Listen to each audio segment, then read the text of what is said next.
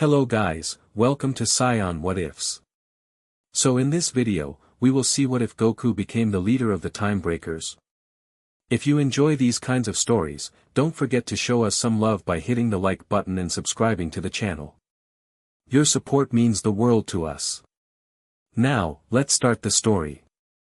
Chapter 1, The Broken Timeline. Goku's eyes snapped open to darkness. Something felt wrong, deeply, fundamentally wrong. The air tasted different. His body ached in places that shouldn't hurt. The familiar warmth of Chi-Chi beside him was missing. Chi-Chi, he called out, voice raspy from disuse. Silence answered him. Goku sat up, wincing at the pain shooting through his left side. He was in a makeshift bed, not in his home. The walls around him were cracked concrete, not the wooden beams of Mount Paozu. He sensed no familiar key signatures nearby, not Chi-Chi, not Gohan, not Goten. Nobody. Panic surged through him. Goku swung his legs over the side of the bed and stood on shaky legs. His orange GI was torn and stained with dried blood. How long had he been out? Hello, he called again. Anyone here? Footsteps echoed down the hall outside. Goku instinctively dropped into a fighting stance despite his body's protests. The door creaked open, revealing a haggard face he barely recognized. Krillin. His oldest friend looked like he'd aged 20 years. Deep lines etched his face, and a jagged scar ran from his left temple to his jaw. His eyes, once bright with laughter, now held a haunted look. You're finally awake. Krillin's voice sounded hollow. It's been 3 weeks, Goku. We thought we lost you too. Krillin, what happened? Where's Chi-Chi? Where's Gohan and Goten? Krillin's face crumpled. He looked away, unable to meet Goku's eyes. You don't remember? Remember what? Last thing I know, we were fighting Majin Buu, and we lost, Goku. Krillin's words fell like stones. Buu absorbed Gohan before you could finish the spirit bomb. Then he went after everyone else. The room spun. Goku grabbed the edge of the bed to steady himself. No. That's not possible. We had him. I felt it. Something changed at the last minute. None of us saw it coming. Vegeta thinks someone interfered, but... Krillin shook his head. It doesn't matter now. They're gone. Chi-Chi, Bulma, the boys, most of Earth's population. That can't be right. Goku pushed past Krillin, stumbling into a narrow hallway. I need to sense them. I need to, he extended his senses outward, searching desperately for the familiar key signatures of his family. Nothing. Where millions of lives should have been, he felt only emptiness, punctuated by a handful of flickering energies. Who survived? He asked, voice barely audible. Me, Piccolo, Vegeta, Tien, and Android 18. Dend made it too. We're hiding underground in what's left of West City. Buu's still out there, hunting for us. Goku slammed his fist into the wall, cracking the concrete. This isn't how it was supposed to go. Goku, you need to rest. You're still recovering from, take me to Vegeta. Goku straightened up, pushing the pain aside. Now. The underground bunker stretched through a network of abandoned subway tunnels. As Krillin led him deeper, Goku noted the sparse provisions, the makeshift weapons, the desperate attempts at normalcy in this shattered world. They found Vegeta in what passed for a strategy room, a cleared area with maps pinned to the walls and a table cobbled together from debris. The Saiyan Prince looked up as they entered, his eyes widening briefly before his face settled back into its customary scowl. So you finally decided to rejoin us, Kakarot. Despite everything, hearing Vegeta's gruff voice brought Goku a measure of relief. Vegeta. What happened? Krillin says Buu won, but I remember, your memories are wrong. Vegeta crossed his arms. Something interfered with our battle. One moment we had that pink monstrosity on the ropes, the next. Piccolo emerged from the shadows in the corner. We've been analyzing the energy signatures from that day. There was a temporal disturbance right before everything went wrong. Someone manipulated the timeline. Temporal what now? Goku asked. Time travel, Vegeta snapped. Someone changed what happened, Kakarot. And not in our favor. Goku's mind raced. Like future Trunks. But why would anyone want you to win? That's what we've been trying to figure out for 3 weeks while you've been unconscious, Vegeta said. The woman had theories, but, his voice caught, the mention of Bulma clearly painful. We need to fix this, Goku said firmly. If someone messed with time, we need to fix it. Piccolo shook his head. We don't have the technology. Bulma might have figured it out, but... The silence that followed was deafening. Goku clenched his fists, feeling utterly helpless for the first time in his life. Chi-Chi, Gohan, Goten, gone. A world decimated. All because someone changed one crucial moment. There has to be a way, Goku insisted. The Dragon Balls, gone, Vegeta said flatly. Buu destroyed New Namek after he finished with Earth. Goku staggered back as if physically struck. No Dragon Balls meant no wishes, no resurrection. This nightmare was permanent. I need air, he muttered, turning away from the pity in their eyes. There's no air to get, Kakarot, Vegeta called after him. The surface is too dangerous. Buu could, let him go, Piccolo interrupted.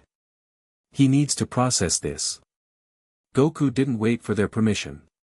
He walked away, each step heavier than the last, until he found himself in an abandoned tunnel away from the others. There, alone in the dark, Son Goku, Earth's greatest defender, fell to his knees and wept for all he had lost.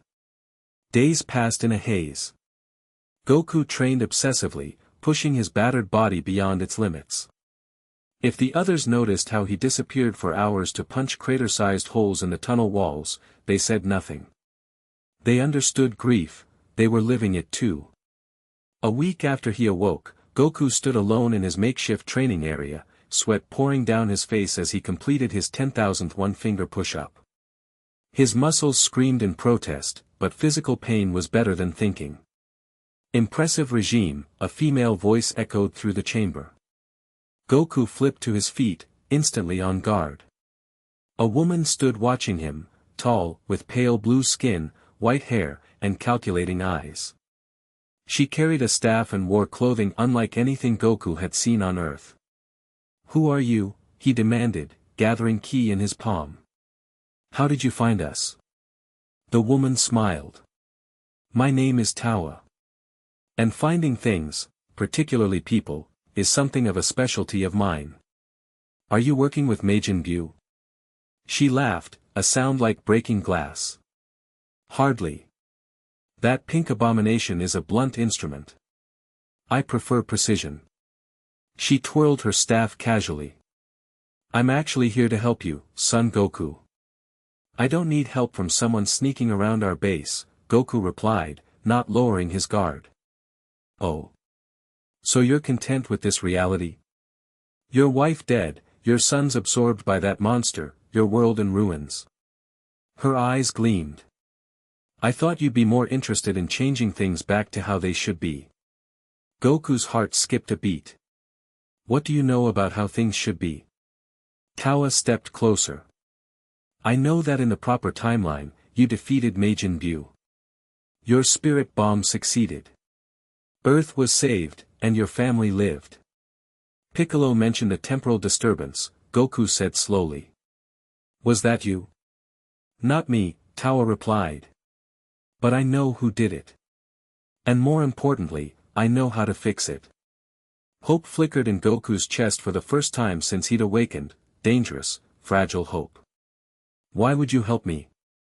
Let's just say I have my reasons for wanting the timeline restored. She extended her hand. I can show you exactly what happened, if you're willing to trust me for 5 minutes. Goku hesitated. Every instinct told him this woman was dangerous. But if there was even a chance to save his family, to restore the world. "Show me," he said. Tao's smile widened. She raised her staff, and suddenly the air before them shimmered like heat haze. Images formed. Goku recognized the final battle with Majin Buu. He saw himself gathering energy for the spirit bomb, saw Vegeta stalling, saw victory within their grasp. Then something shifted. A barely visible distortion appeared near Gohan, who had just been freed from Buu's absorption. The distortion solidified briefly into a masked figure who touched something on their wrist. In that instant, Gohan stumbled, his attention diverted for a critical second, long enough for a tendril of Buu's mask to snatch him back. There, Tao paused the image. That's the moment everything changed. The time breaker altered one small detail, creating a cascade of consequences. Time breaker. A group dedicated to manipulating history for their own benefit, Tao explained. They targeted your timeline specifically because of how pivotal this battle was. Goku stared at the frozen image, fury building inside him. One small interference had cost him everything. "You said you can fix this," he said, his voice deadly calm. "How?" "I possess technology similar to what they used, but more sophisticated." Tao dismissed the image with a wave of her hand. "I can send you back to that moment to prevent their interference. Why don't you just do it yourself? The time stream is particular. It responds best to individuals who already have a connection to the moment in question. You were there, you have the strongest link." It made a certain kind of sense, even to Goku's limited understanding of such things. "What's the catch?" "There's always a catch." Tao laughed again. "Smart man. The catch is that time travel is complex. You'll need training to understand how to navigate it without causing further damage. And I'll need your help with something in return." "What kind of help?" "The time breakers have been meddling with many historical events, not just yours. Help me stop them, and I'll ensure your timeline is restored completely." Goku weighed his options. Trust this mysterious woman or remain in this broken reality forever. When framed that way, there wasn't really a choice. "One condition," he said. "I tell my friends where I'm going." Tao's expression hardened. "That would be unwise. The fewer who know about temporal manipulation, the better. Besides, what would you tell them? That you're trusting a stranger who appeared out of nowhere? They're my friends. They deserve to know. And if they try to stop you? The Namekian and the Scion Prince are cautious by nature. They'll see only risk, not opportunity." Goku frowned. She wasn't wrong. Piccolo and Vegeta would be suspicious, rightfully so. "Just give me a chance to show you what's possible," Tao pressed. "If you're not convinced after seeing my facility, you can return here as if no time has passed." Goku took a deep breath. "Fine. Show me this facility. But I'm not promising anything beyond that." Tao's triumphant smile should have been his first warning. She raised her staff, a portal of swirling energy opened beside them, and Goku stepped into the unknown. The facility was like nothing Goku had ever seen. Built into what appeared to be an asteroid floating in a strange void, its gleaming metallic corridors housed technology that made Bulma's lab look primitive. Transparent screens displayed countless timelines, branching and intersecting like cosmic roadmaps. "Welcome to Temporal Nexus Alpha," Tao said proudly. "Our base of operations." "Our?" Goku questioned. "My colleagues and I. You'll meet them shortly." As they walked, Tao explained the basics of temporal theory, how time wasn't a single line but a river with countless tributaries, how certain points acted as anchors for reality, how careful manipulation could shift outcomes without catastrophic consequences. "So it's like fighting," Goku summarized, surprising Tao. "Finding the pressure points where a small change creates the biggest effect." She recovered quickly. "Precisely. You understand better than most." They reached a circular chamber dominated by a massive spherical projection of Earth's timeline. Glowing points marked key moments in history: Goku's arrival on Earth, the defeat of King Piccolo, the Saiyan invasion, the battle with Frieza, Cell, and Bu. Each of these is a nexus point, Towa explained. The Time Breakers have targeted several. This one, she pointed to the Bu battle, pulsing red instead of gold, was particularly devastating because of how it cascaded through future events. Goku approached the sphere, studying it intently. So we go back to this moment and stop their agent from distracting Gohan? It's not quite that simple. Temporal incursions require preparation. You'll need training in chronal navigation, timeline identification, and energy signature masking. How long will that take? A few weeks, perhaps longer. Weeks? Goku shook his head. My family's gone now. I can't wait weeks. Time works differently here, Towa assured him. When you return to your timeline, barely a moment will have passed, regardless of how long you spend training. That calmed Goku somewhat. And after I fix my timeline? What then? Then you help me with the other damaged nexus points. Towa gestured to several other red pulses on the sphere. The Time Breakers have been methodical. Each change strengthens their position. Their position for what? Towa hesitated. They seek to reshape reality according to their leader's vision. A vision that would prove problematic for beings like yourself. Like the Red Ribbon Army wanted to do? Goku asked, remembering old enemies. On a much grander scale. Towa turned to face him directly. Will you help us, Son Goku? Will you become a guardian of time itself? Put that way, how could he refuse? If he could save his family and protect countless others from similar manipulations, wasn't that exactly what he'd always done, protect those who couldn't protect themselves? I'm in, he said firmly. Where do we start? Training to navigate time proved more challenging than Goku expected. It wasn't just about physical strength, though that still mattered, but about sensing the subtle energies of temporal currents, recognizing distortions in reality, and learning to exist between moments without disrupting them. Towa introduced him to the others in her group: Mira, a stoic artificial being with incredible power, Dabura, who Goku recognized with shock from the Bu saga, and several others who operated the vast machinery of the temporal nexus. You never said what you call yourselves, Goku mentioned one day during a break in training. We don't have a formal name, Towa replied. Some call us Time Patrol, others Temporal Guardians. Not so different from the Time Breakers then. Towa's expression flickered briefly. Names are meaningless. Actions define us. The Time Breakers destroy, we preserve. Goku nodded, but filed away her reaction. Something felt off, but he couldn't pinpoint what. Days blended together in the timeless void of the Nexus. Goku mastered new techniques with his usual rapid adaptability. He learned to phase between moments, to sense disruptions in the timeline, to travel through the chronal currents without leaving traces for others to follow. Throughout it all, one thought sustained him: Chi-Chi, Gohan, Goten. He would see them again. He would save them.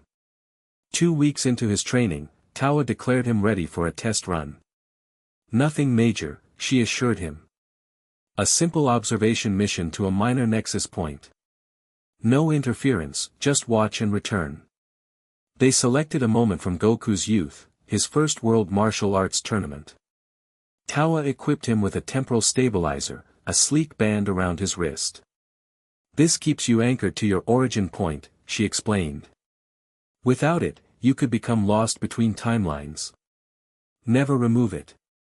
Goku nodded, examining the device. How do I activate it? Focus your energy into it while visualizing your destination. The coordinates are already programmed. Simple enough. Goku closed his eyes, channeled his ki into the band, and pictured the tournament grounds from his childhood. The air shifted around him, pressure building in his ears, and then, he stood at the edge of the tournament arena, watching his younger self face off against Krillin in the semifinals. The nostalgia hit him like a physical blow. Both he and Krillin were so small, so innocent. Neither had any idea what challenges awaited them in the decades ahead. "Weird, right?" a voice said beside him. Goku turned to see Dabura, also wearing a temporal stabilizer. "I didn't know you were coming. Tawa sent me to observe your first jump," Dabura explained. "Standard procedure." That made sense, but something about the Demon King's presence made Goku uneasy. He turned his attention back to the match, watching his younger self narrowly defeat Krillin with moves that now seemed painfully basic. There, Dabura pointed subtly toward a hooded figure at the edge of the crowd. "Time Breaker Observer. They're monitoring this nexus point for potential manipulation." Goku tensed. "Should we stop them?" "Not this time. Observation only, remember. Besides, they're not interfering, just watching, like us." The tournament continued, culminating in young Goku's loss to Master Roshi, disguised as Jackie Chun. Throughout it all, Goku found himself fighting the urge to interact, to warn his younger self about the trials ahead. "It gets easier," Dabura said, noticing his struggle. "The impulse to change things fades with experience." When the tournament ended, Dabura signaled it was time to return. Goku activated his stabilizer, and the world dissolved around him. Back at the Nexus, Tawa congratulated him on a successful first mission. "You maintained temporal concealment perfectly. No one detected your presence." "It was harder than I expected," Goku admitted. "Not the technique, but watching without interfering. That's the burden of temporal knowledge," Tawa said solemnly. "Knowing what could be changed but understanding why it shouldn't be." "Except for my timeline," Goku reminded her. "That needs to be changed." "Of course. Your timeline was altered from its proper course. Restoring it is different from changing it." Tawa checked something on one of her screens. "A few more training sessions, and you'll be ready for the real mission." Over the following days, Goku completed several more observation jumps, witnessing Gohan's training with Piccolo, the arrival of the Saiyans, key moments in the Frieza conflict. Each trip strengthened his temporal awareness and control, but also intensified his determination to save his family. After a particularly challenging mission monitoring the Cell Games, Goku returned to find Tawa and Mira in heated discussion with a newcomer, a tall, muscular man with spiky red hair and a mask covering half his face. "Ah, Goku," Tawa said, her voice overly casual. "This is Akon, another of our operatives."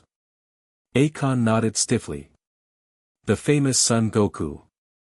Your reputation precedes you." Akon brought news from the field, Tawa continued. "The Time Breakers are accelerating their activities. We may need to move up our timetable." "I'm ready," Goku said immediately. "Let me go fix my timeline now." "Soon," Tawa promised. "One final training exercise first." That exercise involved Goku and Mira traveling to observe the battle between Goku and Frieza on Namek. Watching himself fight at what had once been his limit, Goku was struck by how far he'd come since then. "Your power has grown exponentially," Mira noted, his analytical eyes tracking the battle. "Even in the few weeks you've trained with us." "I adapt quickly," Goku replied. "Always have." "Indeed. Tawa believes you may be the most important asset we've ever recruited." Something in Mira's tone caught Goku's attention. "Recruited for what, exactly?" "Tawa talks about fixing timelines, but what's the bigger picture here?" Mira stared at him impassively. "Time is power, Son Goku. Those who control the flow of time control reality itself. The Time Breakers understand this. So do we. That sounds dangerously similar. The difference is intent. They seek to reshape reality for selfish purposes. We seek to maintain the optimal flow. And who decides what's optimal?" Goku pressed. Mira's expression remained unreadable. "Tawa has studied temporal mechanics for centuries. She understands the patterns better than anyone. Goku filed this information away alongside his growing list of concerns. Something wasn't adding up, but he couldn't afford to walk away, not when his family's salvation was so close. When they returned from the Namek mission, Tao was waiting with news. "You're ready," she announced. "Tomorrow, we send you to correct your timeline." Goku's heart leapt. Finally. "There's something else," Tao added. "We've detected increased time breaker activity around several other nexus points in your timeline. After fixing the Bu battle, you may need to address those as well before the correction fully stabilizes." "Whatever it takes," Goku said firmly. "I'll do it." That night, unable to sleep despite his exhaustion, Goku wandered the corridors of the Nexus.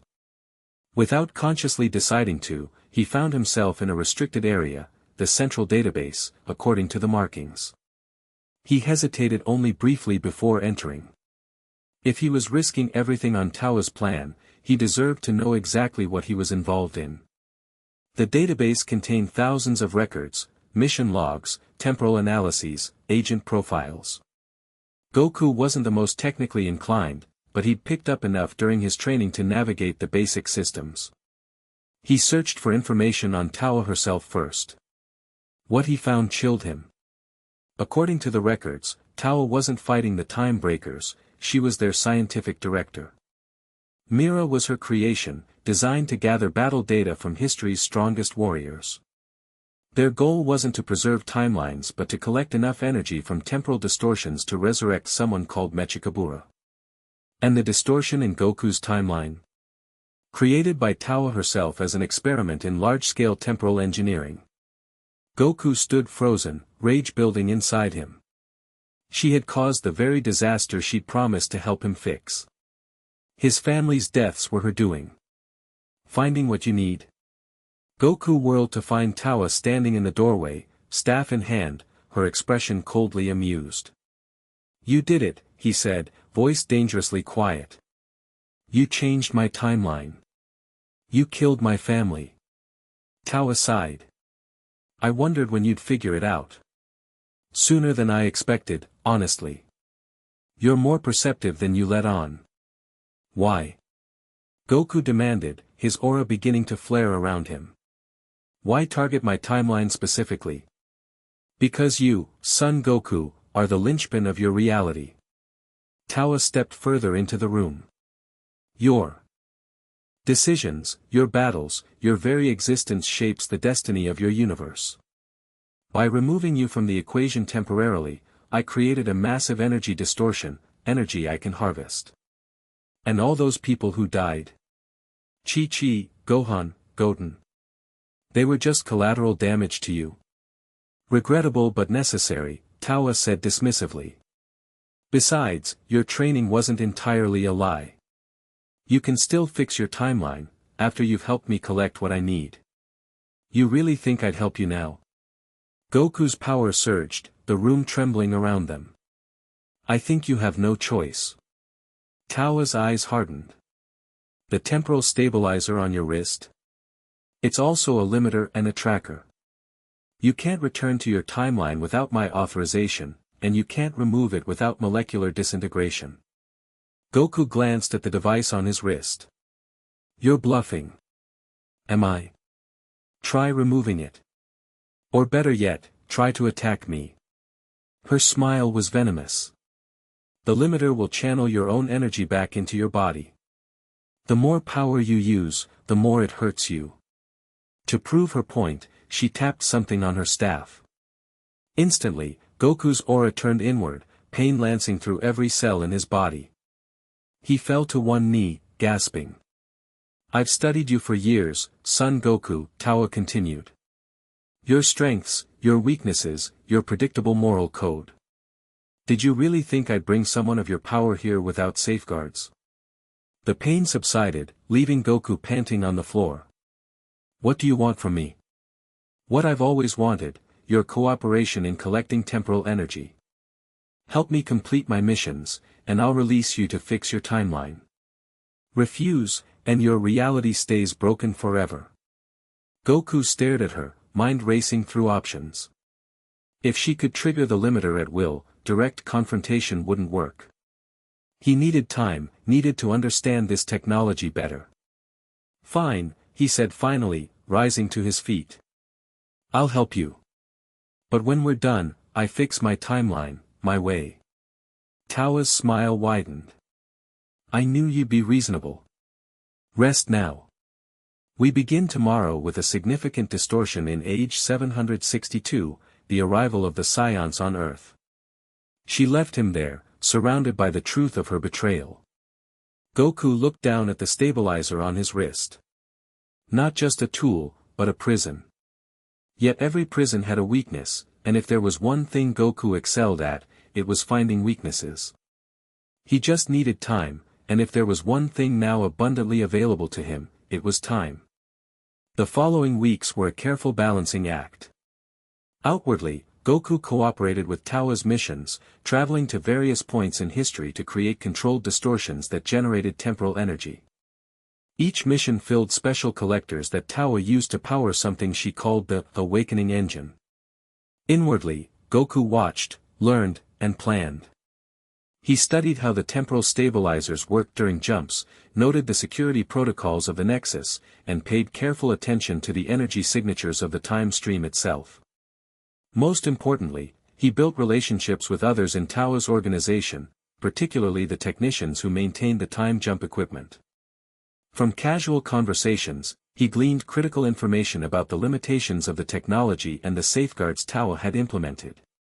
The stabilizers need recalibration after major energy expenditure, one technician mentioned during routine maintenance. Especially after contact with unique temporal anomalies. Like what? Goku asked innocently. Natural time rifts, mostly. They're rare, but they disrupt our tech something fierce. Last agent who jumped near one had their stabilizer glitch for hours afterward. After each mission, Goku would return to the Nexus, hand over the collected energy, and request additional training, a request Tao always granted, seeing it as evidence of his commitment. In reality, these sessions allowed him to test the limits of the stabilizer's restrictions under controlled conditions. 3 months into this arrangement, Goku made his move. The mission seemed routine: create a minor distortion during the aftermath of the Cell games to harvest the resulting energy. Goku and Mira jumped to the designated coordinates, but instead of following the plan, Goku veered off course. What are you doing? Mira demanded. The target zone is east of here. I sensed something unusual, Goku replied casually. Thought we should check it out before proceeding. What he'd actually sensed was a natural time rift, exactly what the technician had mentioned. Small and unstable, it pulsed with chaotic temporal energy near the ruins of Cell's arena. We should report this to Tao, Mira said, frowning. Just a quick look, Goku insisted, approaching the rift. Might be important. Before Mira could stop him, Goku charged directly into the rift, the temporal equivalent of diving into a hurricane. The stabilizer on his wrist sparked and sputtered as conflicting energies overwhelmed its systems. Mira followed, grabbed Goku's arm, and forcibly activated both their return protocols. They materialized in the Nexus transport chamber in a shower of sparks, alarms blaring throughout the facility. What happened? Tao demanded, rushing in. Goku found a temporal rift and entered it before I could stop him, Mira reported. Both stabilizers exposed to unfiltered chronal radiation. Tao rounded on Goku, furious. Do you have any idea how dangerous that was? You could have been scattered across 1,000 timelines. Goku looked appropriately chastened. Sorry. I got curious. It felt familiar somehow. This gave Tao a pause. Familiar how? Like the energy at the Nexus points, but wilder. I thought it might be useful for your collector things. Tao's anger shifted to calculation. Interesting. The stabilizers will need complete recalibration. Mira, take yours to Bay 3. Goku, yours goes to Bay 1 for a full diagnostic. This was exactly what Goku had hoped for. While in Bay 1, the primary maintenance facility, he would have access to the tools needed to modify the stabilizer. The technicians removed his stabilizer, placing it in a diagnostic chamber. While they focused on the readings, Goku casually picked up a tool from a nearby workbench. "What's this do?" he asked, feigning ignorance. "Molecular restructurer," the lead tech replied absently. "Allows reprogramming of nanocircuits within the stabilizer core." "Ha! Neat." Goku set it down near his hand, ready to grab when the moment came. That moment arrived sooner than expected. A power fluctuation triggered emergency protocols, dimming the lights in the bay temporarily. In that instant of confusion, Goku snatched the restructurer, made a minute adjustment to his stabilizer through the diagnostic port, and returned the tool before anyone noticed. When the stabilizer was returned to him an hour later, it looked identical to before. But Goku knew the difference: the limiter function had been compromised, and the tracking system modified to show him always at his last confirmed location. He was no longer Tao's prisoner. Now he just needed to find the right moment to act. That moment came during the next major mission, a jump to the 23rd World Tournament, when Goku fought Piccolo Jr. This was a significant nexus point, and Tao herself accompanied Goku and Mira for the energy collection. They arrived just as the final battle began, positioning themselves on a nearby hillside with collection devices ready. "This nexus point contains remarkable energy," Tawa explained. "The convergence of your path with Piccolo's created ripples that affected decades of subsequent events." Goku watched his younger self fighting with everything he had, remembering the exhilaration of that battle. "So what exactly are we changing here?" "Nothing dramatic. A small adjustment to the energy flow, harvested rather than redirected." Tawa activated her collection device. "Begin on my mark." Instead, Goku turned to face her directly. "No." Tawa blinked in surprise. "Excuse me. I said no. I'm done helping you, Tawa." She recovered quickly, reaching for her staff. "The stabilizer doesn't work the way you think anymore." Goku's power surged around him, unchecked by the limiter. "I made some adjustments." Tao's eyes widened in genuine shock. "Impossible. You don't have the technical knowledge to." "I don't," Goku agreed. "But I'm pretty good at finding the right people to talk to. Your technicians are surprisingly helpful when you treat them with respect, something you might want to try sometime." Mira stepped between them. "You cannot hope to defeat both of us, son Goku." "Maybe not," Goku conceded. "But I don't need to. I just need to get what I came for." Before either could react, Goku snatched Tao's staff and the primary collection device. In the same fluid motion, he slammed his fist into Myra's midsection with enough force to send the artificial being crashing through several rock formations. "That's for Chi-Chi," he said coldly. Tawa raised her hand, blue energy crackling at her fingertips. "Return those immediately, or what?" Goku's voice was dangerously quiet. "You'll kill my family. Destroy my timeline. Already done that, haven't you?" He could see calculation behind her eyes, trying to determine if she could win this confrontation. Apparently deciding discretion was the better option, she lowered her hand. "What do you want, son Goku?" "Two things. First, you're going to tell me exactly how to restore my original timeline. No tricks, no half-truths. And the second?" Goku's expression hardened. "You're going to stay out of my way while I dismantle your entire operation." Tawa laughed, though there was a nervous edge to it. "You think you can run temporal operations better than I can? You barely understand the basics." "I understand enough." Goku examined the staff in his hands. "I know this controls access to the Nexus. I know your collectors harvest energy that powers your little resurrection project. And I know the time breakers aren't protecting anything, your parasites feeding off disrupted timelines." Mira returned, battered but functional, his expression murderous. Tawa held up a hand to stop him from attacking. You're making a grave mistake, she warned Goku. The temporal web is delicate. Without proper guidance, your guidance, you mean? Goku shook his head. I've seen enough of that, thanks. Now, how do I fix my timeline? Recognizing defeat, at least temporarily, Towa explained the process.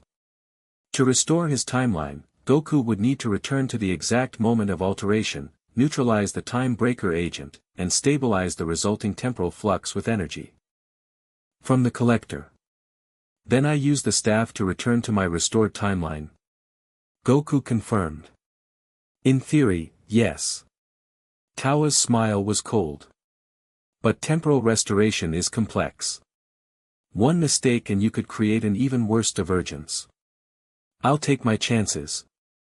Goku activated the staff, opening a portal. Don't follow me. Oh, I won't need to, Towa replied ominously. Time has a way of correcting those who don't respect its power. You'll come looking for my help eventually. Goku stepped through the portal without responding, carrying Towa's staff and the collector.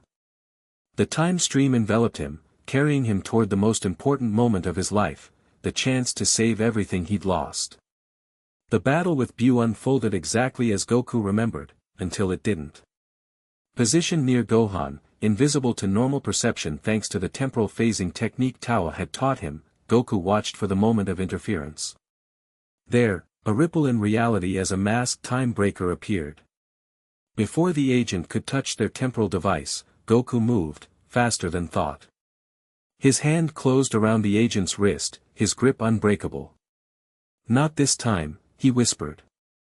The agent struggled, shock evident even behind their mask. How? Goku didn't waste time with explanations. He activated the collector, drawing in the temporal disruption energy before it could alter events. In the main battle, the spirit bomb continued building, Vegeta continued his desperate distraction, and most importantly, Gohan remained free. The time breaker tried to escape, but Goku's grip remained firm. Who sent you? When no answer came, Goku removed the agent's mask, and found himself staring at a face he recognized. Akon, the red-haired operative he'd met at the Nexus.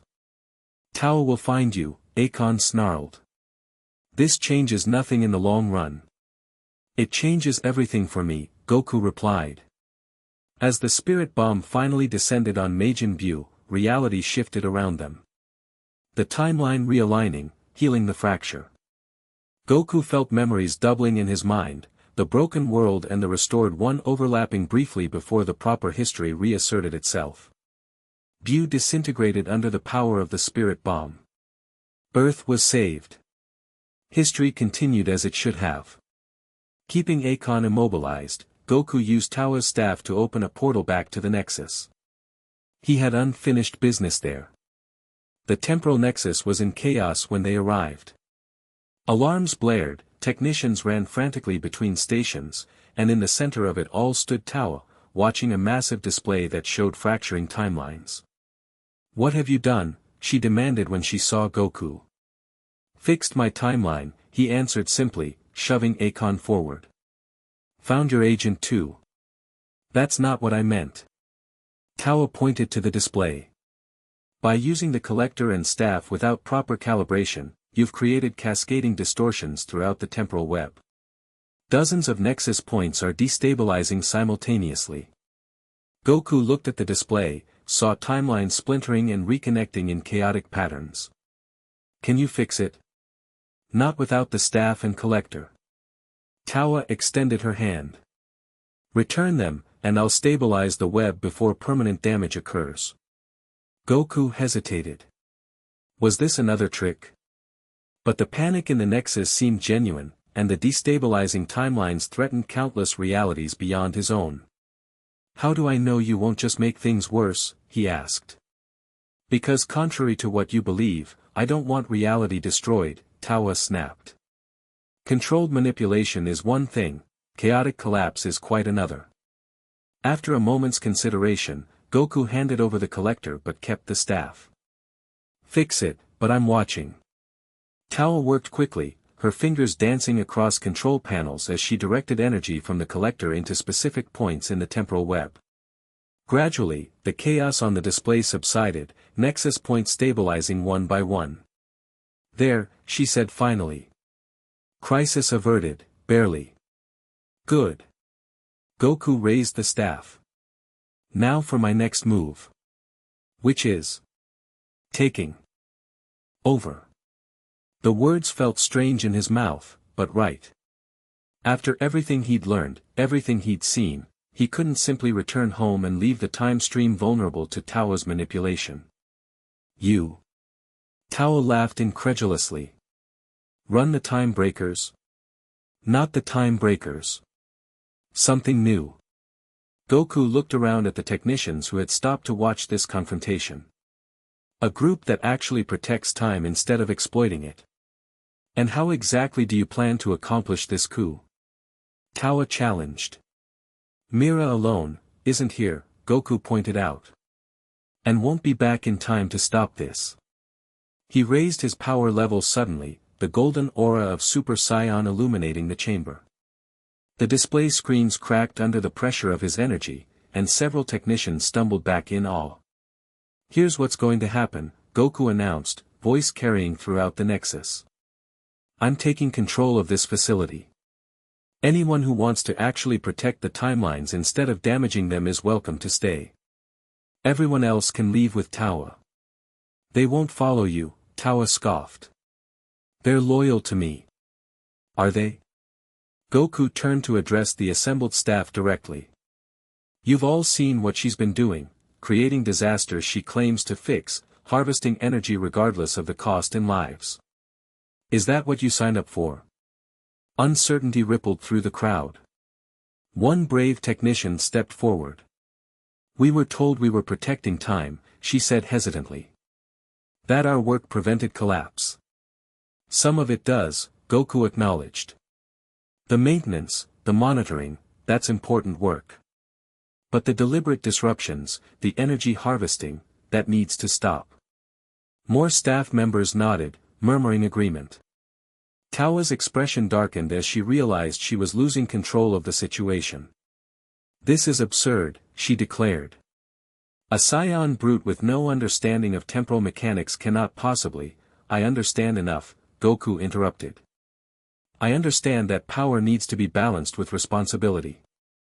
That's something I've lived by my entire life." He turned back to the staff. "I can't run this place alone. I need your knowledge, your expertise.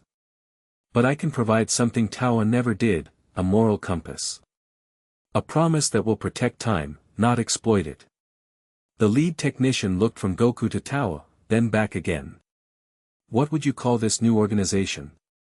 Goku hadn't thought that far ahead. He considered for a moment, then smiled. "Time Guardians. Simple, direct, honest, like our mission should be." The tension in the room shifted palpably. Staff members moved away from Tawa, gravitating toward Goku. Sensing the change, Tawa backed toward the nearest exit. "You have no idea what forces you're meddling with," she warned.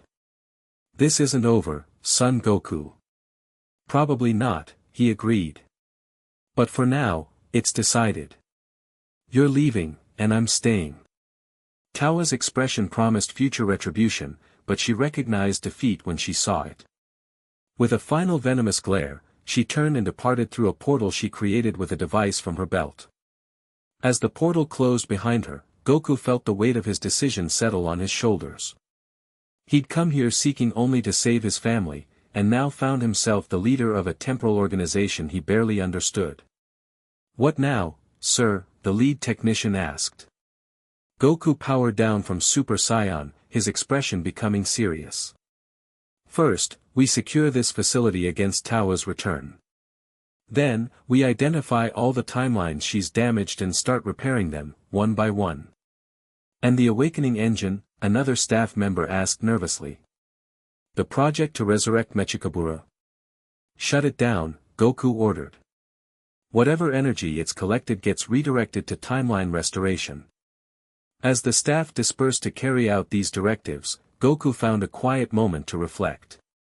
He'd saved his timeline, Chi-Chi, Gohan, and Goten were alive again, continuing their lives unaware of the alternate reality where they'd perished.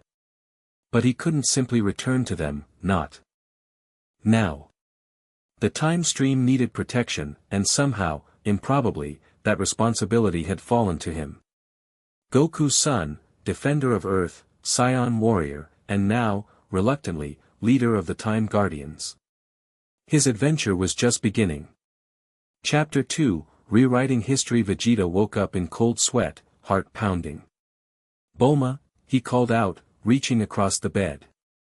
His wife stirred beside him.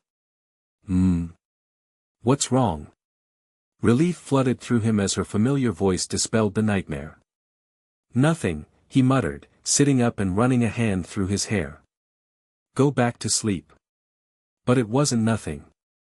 For the third night in a row, Vegeta had dreamed of a world where Bulma was dead, where Bu had won, where everything had gone catastrophically wrong. The dreams felt more like memories than nightmares, vivid, detailed, consistent. He slipped out of bed and walked to the window of their Capsule Corporation bedroom. Dawn was breaking over West City, people already beginning their daily routines on the streets below. Normal. Peaceful. Exactly as it should be. So why couldn't he shake the feeling that something was fundamentally wrong?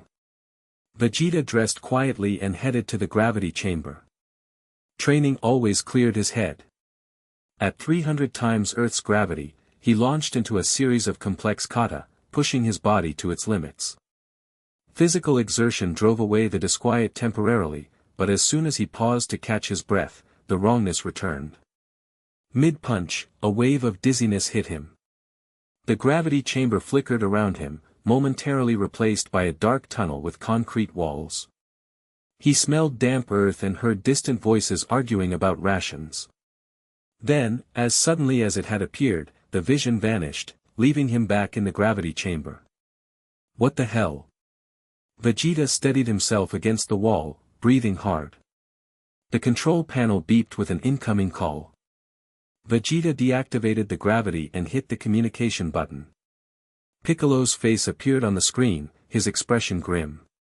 "Did you feel that?" "Feel what?" Vegeta asked, though he already knew. "Reality shifting. I was meditating at the lookout when suddenly I was somewhere else, some kind of underground bunker.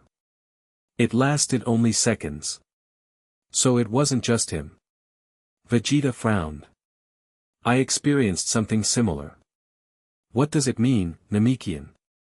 "I don't know yet." Piccolo's eyes narrowed. But Den sensed a disturbance in the time-space continuum. "Something's happening that's affecting our perception of reality. Gather the others at the lookout. I'll be there in an hour." Piccolo nodded and the screen went dark. Vegeta grabbed a towel to wipe the sweat from his face, his mind racing. Time-space disturbances reminded him of something, or someone. "Trunks," he muttered. The last time reality had behaved strangely, his son from the future had been involved. Could this be connected? Vegeta didn't believe in coincidences. He headed to the shower, unable to shake the feeling that their peaceful reprieve after defeating Bu was about to end dramatically. The lookout floated serenely above the earth, seemingly untouched by whatever strangeness was affecting them below. By the time Vegeta arrived, several others had already gathered: Piccolo, Gohan, Krillin, and Android 18. "Where's Kakarot?" Vegeta asked immediately, noticing the most powerful Z fighter's absence. Gohan frowned. "I tried calling my dad's house, but no one answered. Mom said he went fishing early this morning, but she hasn't heard from him since." Typical, Vegeta scoffed, though something about this information bothered him. "What about the others?" "Tien and Kaiotsu are on their way," Krillin said. "Yamcha's out of town for a baseball game. And Bulma said she's checking something in her lab before coming." Den approached, looking troubled. "Thank you all for coming. What I'm sensing is unprecedented. Just tell us what's happening," Vegeta demanded. Multiple timelines are converging on our reality, Dend explained. It's as if someone is making changes to our history, and those changes are creating ripple effects through our present. Changes like what?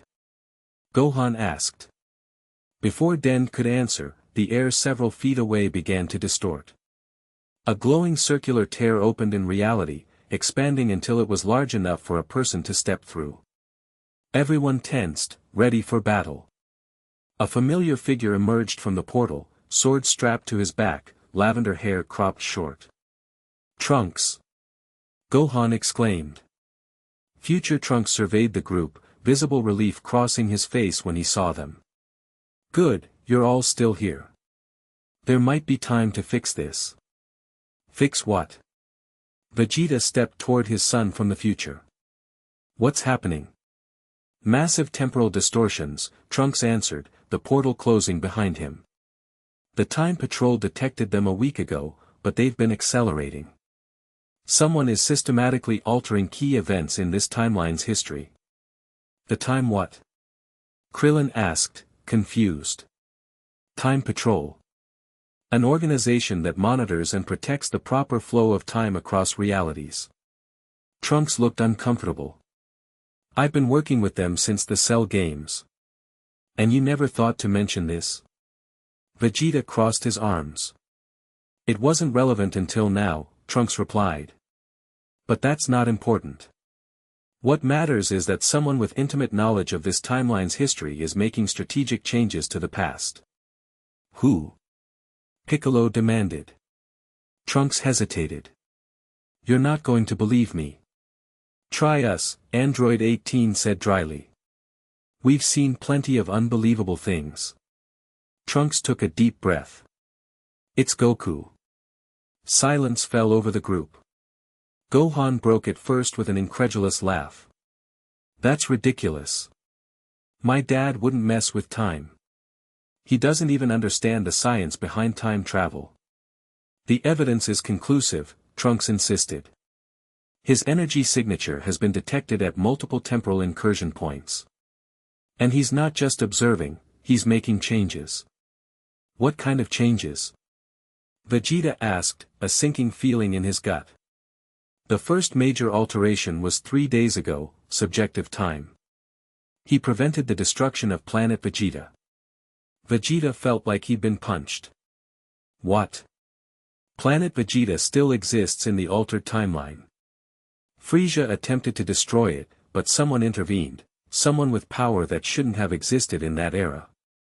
The energy signature matches Goku's. That's impossible, Vegeta muttered, but even as he said it, something resonated within him, a new set of memories trying to surface alongside his existing ones. Vague impressions of a red sky, of a throne room he'd never seen, of his father's face older than he remembered. Gohan was shaking his head. There has to be a mistake. Or maybe someone is impersonating my dad. I wish that were true, Trunks said. Grimly. But it gets worse. After saving planet Vegeta, he altered the outcome of the Saiyan invasion of Earth.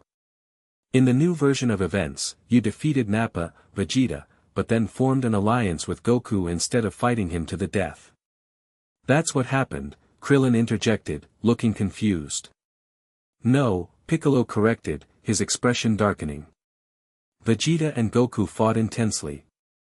Vegeta nearly killed him. It took all of us, you, Gohan, and me, plus Yajirobe cutting off his tail to defeat him. Vegeta barely escaped in his pod. That's not how I remember it, Krillin insisted. I remember Vegeta and Goku shaking hands after Nappa was defeated. They recognized each other as the last elite Saiyans and decided to work together against Frieza. Both memories exist because the timeline is being overwritten, Trunks explained. The changes haven't fully stabilized yet, which is why you're experiencing temporal dissonance, memories from both the original timeline and the altered one. Vegeta closed his eyes, concentrating. Yes, there it was, 2 sets of memories overlapping, contradicting each other. In one, he had been a bitter enemy bent on destroying Earth. In the other, he had recognized Kakarot's potential immediately and formed a strategic alliance. If what you're saying is true, Vegeta said slowly, then where is Kakarot now? Our best guess is that he's operating from a temporal nexus, a facility outside normal spacetime, Trunks replied. The Time Patrol's intelligence suggests he's taken control of a group formerly known as the Time Breakers. They're calling themselves Time Guardians now. Time Guardians? Piccolo's antenna twitched. What's their objective?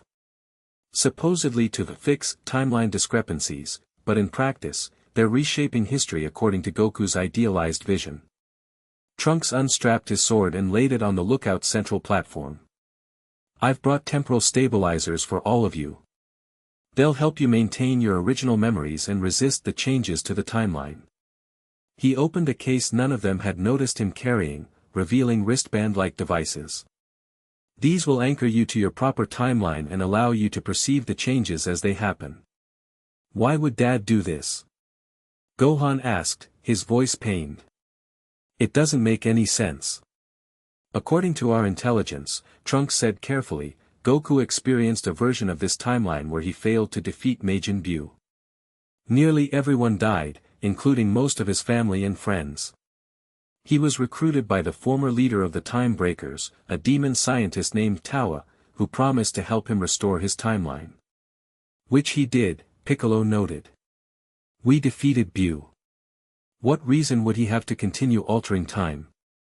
Power corrupts, Vegeta said quietly, surprising everyone. Even Kakarot isn't immune to that. If he saw one tragedy and prevented it, why stop there? Why not fix everything he ever regretted? The group fell silent, considering the implications. Vegeta took one of the stabilizers and strapped it to his wrist, the others following suit. These will protect our memories, but what about the timeline itself? Gohan asked. If my dad keeps making changes. Reality as we know it will eventually destabilize completely, Trunks confirmed. The Time Patrol has detected fractures forming in the temporal fabric. If they reach critical levels, this entire universe could collapse. So we stop him, Vegeta said firmly. Before things get worse. It won't be easy, Trunks warned. The Time Guardians have technology that lets them manipulate reality from their nexus. And Goku has apparently mastered temporal phasing, the ability to exist between moments in time, virtually undetectable to normal senses. Since when does not easy stop us? Vegeta smirked. We've faced impossible odds before.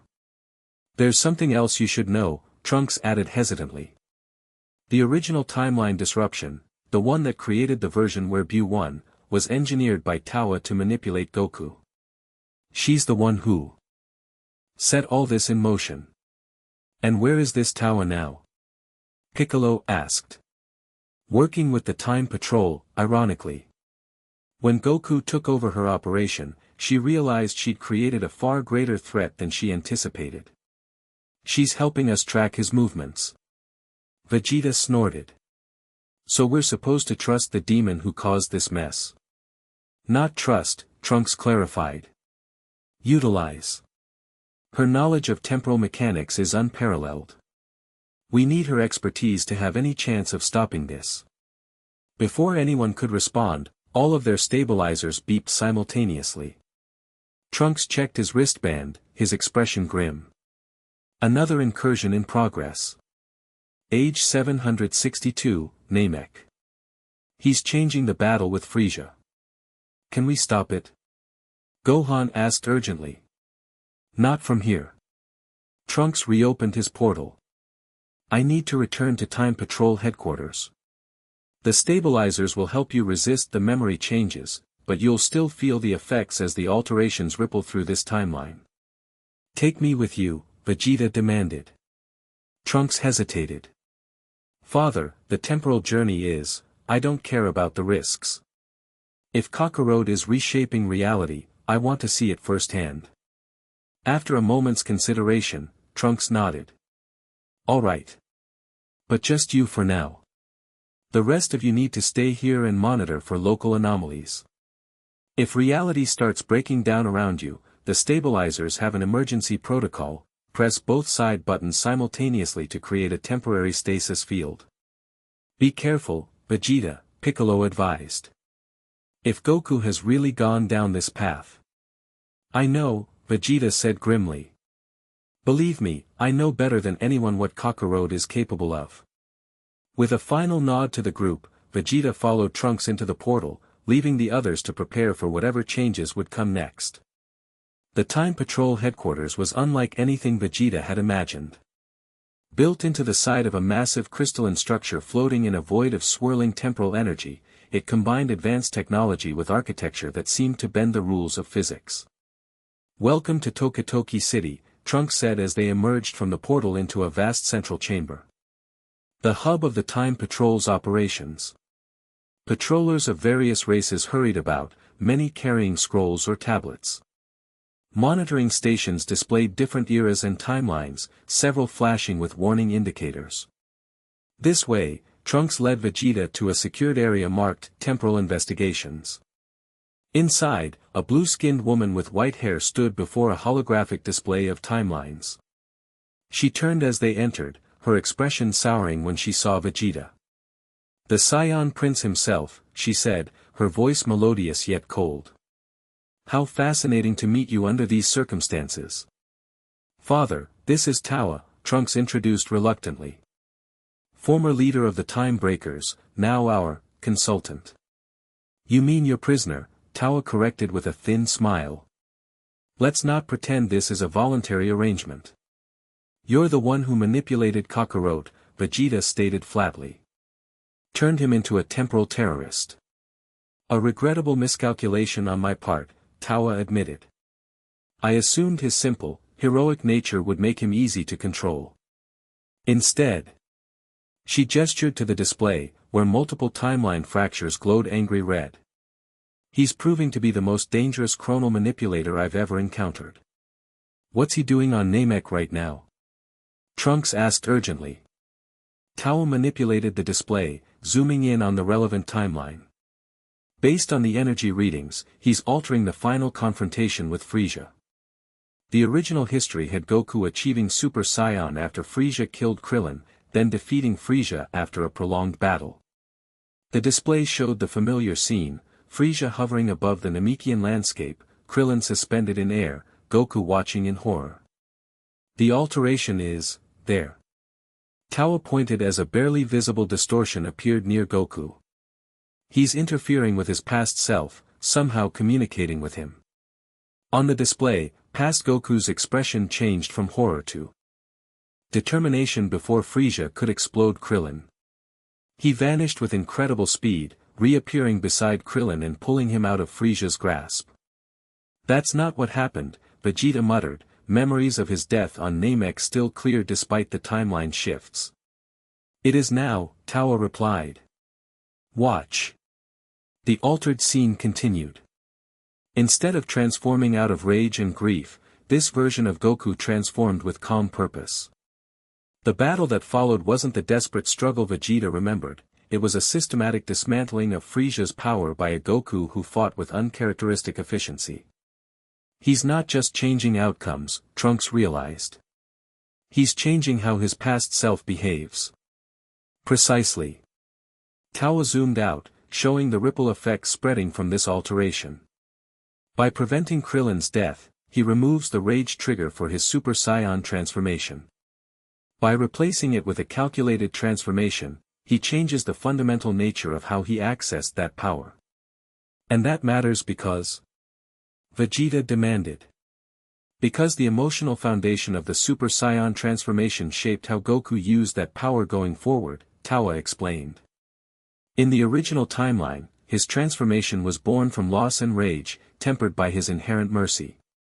In this version, he's making himself more calculating, Trunks finished, troubled. More strategic. More like me, Vegeta realized with sudden clarity. He's reshaping his past self to be less emotional and more tactical. The display shifted again as the alteration completed, showing Namek surviving its destruction. In this new version of events, Goku defeated Frieza quickly enough to prevent the planet's core from becoming unstable. The changes are accelerating, Tawa noted, checking readings on a secondary display. And becoming more comprehensive. The temporal distortion field around each alteration is expanding. What does that mean in simple terms? Vegeta demanded. It means the changes are beginning to stick, Trunks translated. The original timeline is being overwritten more permanently. Can you stop him? Vegeta asked Tawa directly. Undo what he's doing. Not without access to the temporal nexus he's operating from, she admitted. And not without dealing with Goku himself. He's the linchpin holding these alterations in place. Then we find this nexus and confront him directly. It's not that simple, Tawa countered. The nexus exists outside conventional spacetime. Without proper coordinates, you could search for eternity and never find it. So we need to draw him out, Trunks suggested.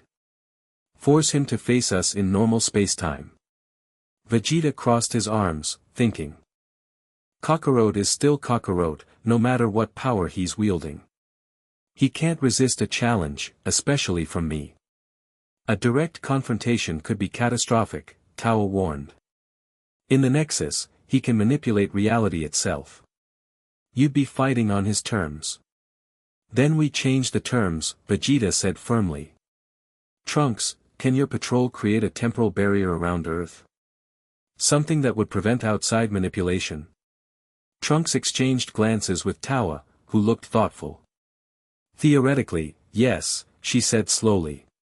A chronal isolation field could block external temporal manipulations, forcing Goku to enter our time-space if he wants to affect anything here. Then that's our plan, Vegeta decided. Protect Earth with this field, then issue a challenge Kakarot can't ignore. Such a field would be temporary, Tawa cautioned. And creating it would alert Goku immediately to what we're doing. Good, Vegeta smirked. Let him know we're on to him. It's time to stop hiding in the shadows. The room's lighting suddenly flickered, and the timeline display distorted. Tawa rushed to her instruments, face darkening as she read the outputs. Another major alteration in progress, she announced. Age 767, the Cell Games. What's he changing now? Trunks asked, alarmed. Tawa manipulated the controls, bringing the event into focus. No. This is more significant than the previous changes. On the display, the familiar scene of the Cell Games arena appeared. Cell stood in the center, confident and arrogant.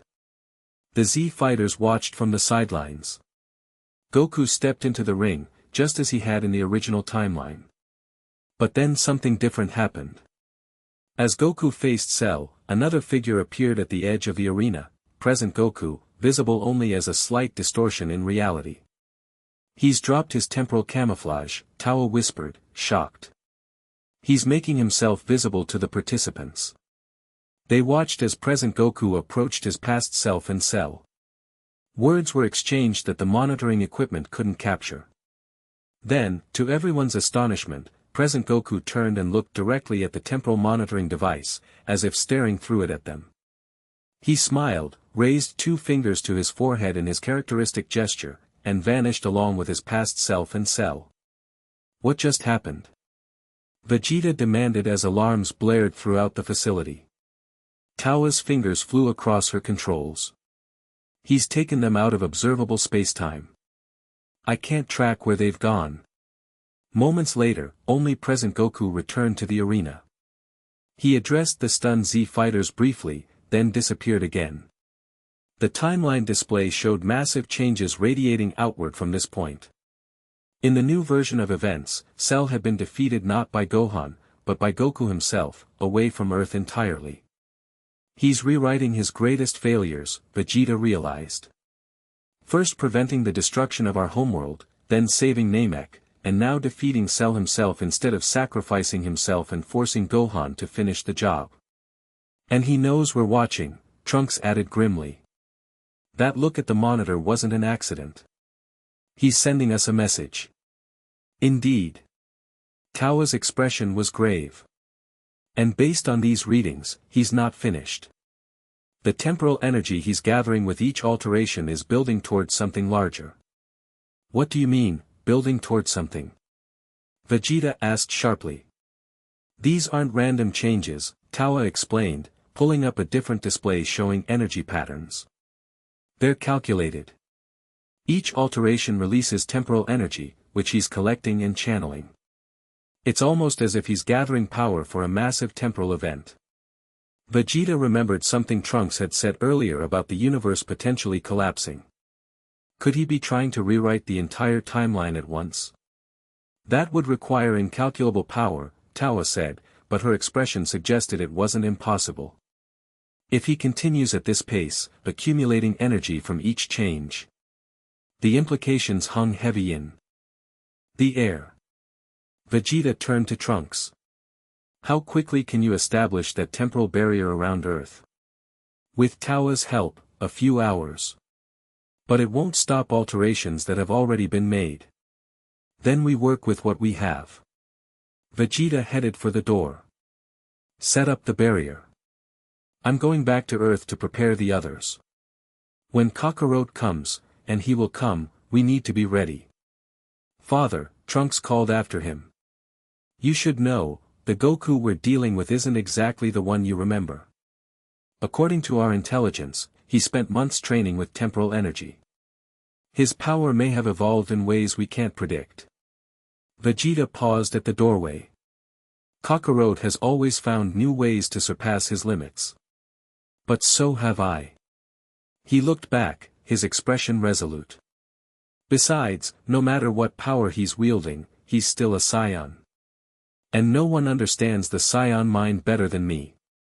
With that, he left to prepare for the confrontation that would determine the fate of their reality. Back on Earth, Vegeta found the others experiencing increasing temporal dissonance as Goku's changes rippled through their timeline. Despite the stabilizers, everyone reported momentary shifts in their surroundings and conflicting memories. It's getting worse, Piccolo reported as they regathered at Capsule Corporation. I've had moments where I suddenly remembered teaching at a school instead of training in the wilderness. I keep seeing flashes of Planet Vegeta, Gohan added, troubled. Places I've never been, people I've never met, but the memories feel real. Vegeta explained the plan to establish a temporal barrier around Earth, forcing Goku to confront them directly if he wanted to continue his manipulations. And then what? Krillin asked nervously. We fight Goku. The same guy who's saved all of us multiple times. We try to reason with him first, Gohan insisted. My father must have a reason for doing this. If we can understand, understanding isn't the issue, Vegeta interrupted. Your father believes he's doing the right thing by fixing what he sees as mistakes in the timeline. The problem is, reality can't sustain these kinds of manipulations indefinitely. Vegeta's right, Piccolo confirmed. I've been consulting with Dend and Mr. Popo. The fabric of our dimension is already showing signs of stress. If these alterations continue, our entire universe could unravel. The gravity of the situation settled over the group. They were used to threats from powerful enemies, but this was different. The enemy was their friend, their leader, the heart of their defensive force. I still don't understand why Dad wouldn't come to us first, Gohan said, frustration evident in his voice. Why work in secret? Why not tell us what he was trying to accomplish? Because he knows we would try to stop him, Vegeta answered simply. Kakarot may be naive about many things, but he understands people. He knows changing history is playing God.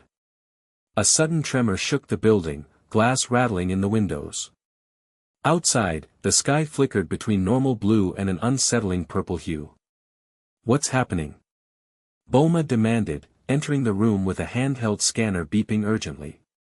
My instruments are detecting massive energy fluctuations throughout the city. The temporal barrier, Vegeta realized. Trunks and Tao must be establishing it now. The tremors intensified. Car alarms wailed in the distance. The sky continued shifting colors before stabilizing into an unnatural violet shade with golden streaks running through it like cracks. Is that supposed to happen? Krillin asked nervously. I don't think, Vegeta began, but stopped as a familiar sensation washed over him. A massive power level had appeared out of nowhere, directly above Capsule Corporation. Everyone felt it simultaneously, heads turning upward. Without a word, they rushed outside to the large rear garden. Hovering in the air above them was Goku, but not quite the Goku they remembered. He wore a black and gold GI instead of his traditional orange, with strange symbols embroidered along the edges.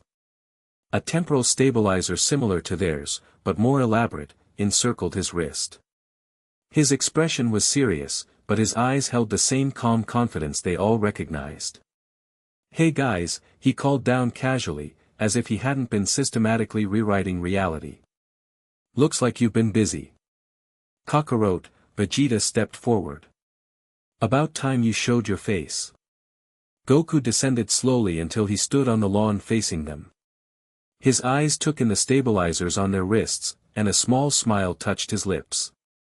"Trunks has been talking to you, I see. And Towa too, probably.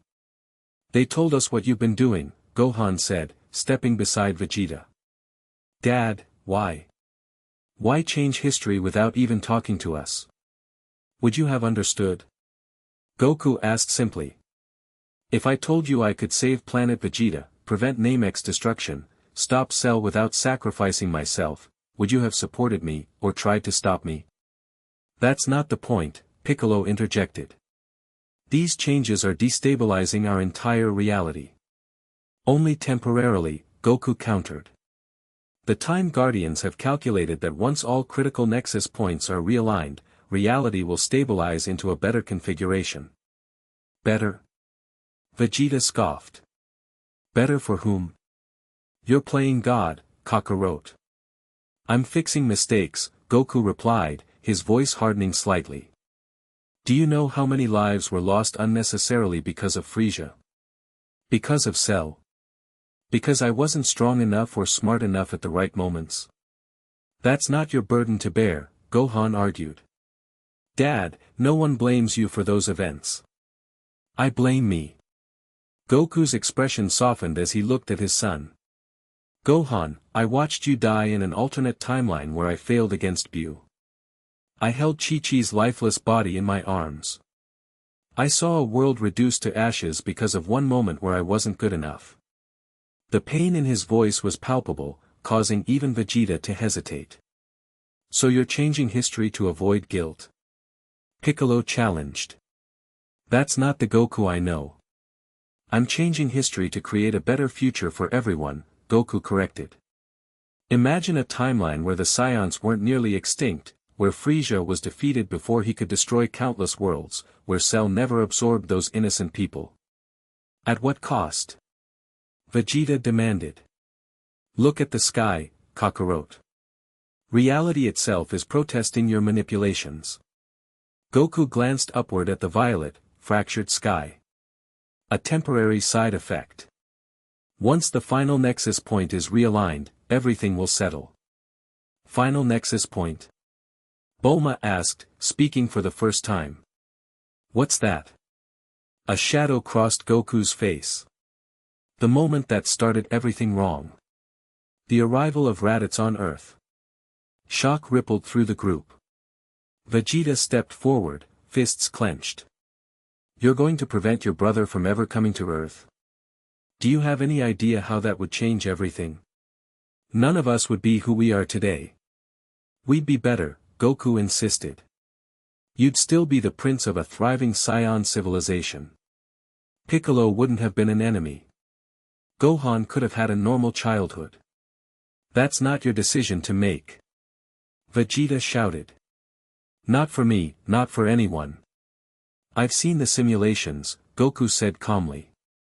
"I've viewed thousands of potential outcomes. The timeline I'm creating prevents more suffering than it causes." "And what about free will?" Piccolo challenged. "Our choices, our growth through adversity, you're erasing all of that." Goku shook his head. "Not erasing. Redirecting. Everyone still has choices in the new timeline. Just, better options to choose from." "Dad," Gohan approached slowly. This isn't right. Deep down, you must know that. Changing time to avoid pain, that's not the lesson you taught me. You always faced challenges head-on, accepted consequences, learned from failures. For a moment, uncertainty flickered in Goku's eyes. Then his expression hardened again. I'm sorry you can't see the bigger picture, he said finally. But I didn't come here to debate. I came to warn you. Warn us about what? Vegeta demanded. The temporal barrier you've established around Earth. It's interfering with the stabilization process. If it remains in place when I realign the Raditz nexus point, this entire region of spacetime could shatter. So you want us to remove our only protection against your manipulations? Vegeta laughed bitterly. Not happening. I'm trying to save you, Goku insisted, frustration creeping into his voice. All of you. Why can't you understand that? Because this isn't salvation, Kakarot. It's control. And you've never been about control. Goku stared at Vegeta for a long moment. You're right, he said finally. I never wanted control. I just wanted to fight strong opponents and protect my loved ones. But sometimes protecting requires difficult choices. And sometimes the hardest choice is accepting that you can't fix everything, Gohan countered. A subtle shift came over Goku then, a hardening in his eyes, a straightening of his posture. I'm not asking anymore. The barrier comes down, or I'll bring it down myself. There's the ultimatum I was waiting for, Vegeta smirked, dropping into a fighting stance. Finally showing your true colors. I don't want to fight you, Goku warned. Any of you.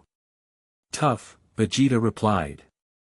Because we're not letting you destroy reality in your misguided quest to perfect it. Energy crackled around Vegeta as he transformed into a Super Saiyan.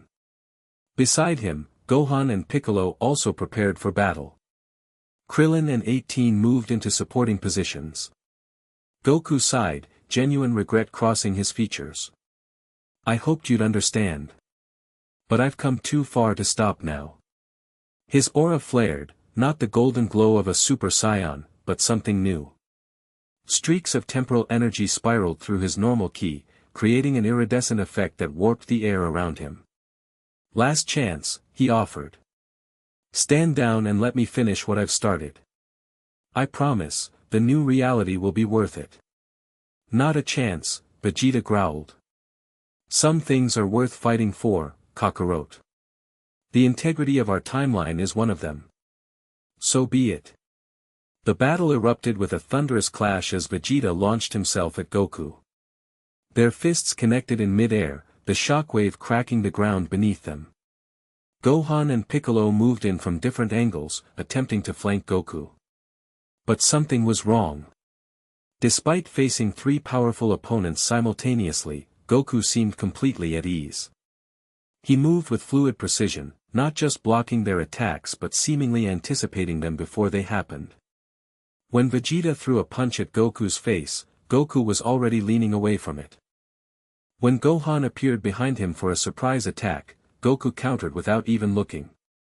He's predicting our moves, Piccolo realized aloud. Not predicting, Goku corrected, effortlessly evading another combination attack.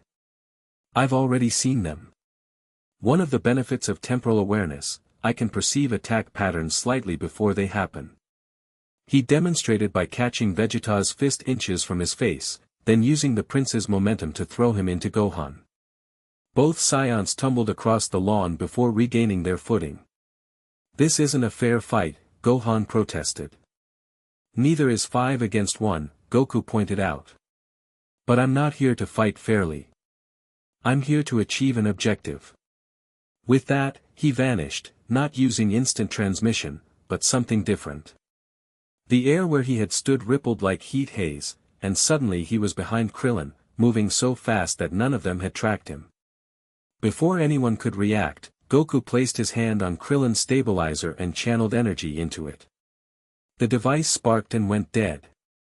Krillin! 18 shouted, rushing to her husband's side.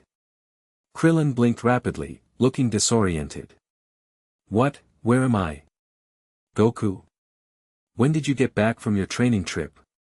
He's confused, Piccolo warned the others. The stabilizer protected his original memories. Without it, he's syncing with the altered timeline, Goku confirmed, dodging 18's furious attack. Don't worry.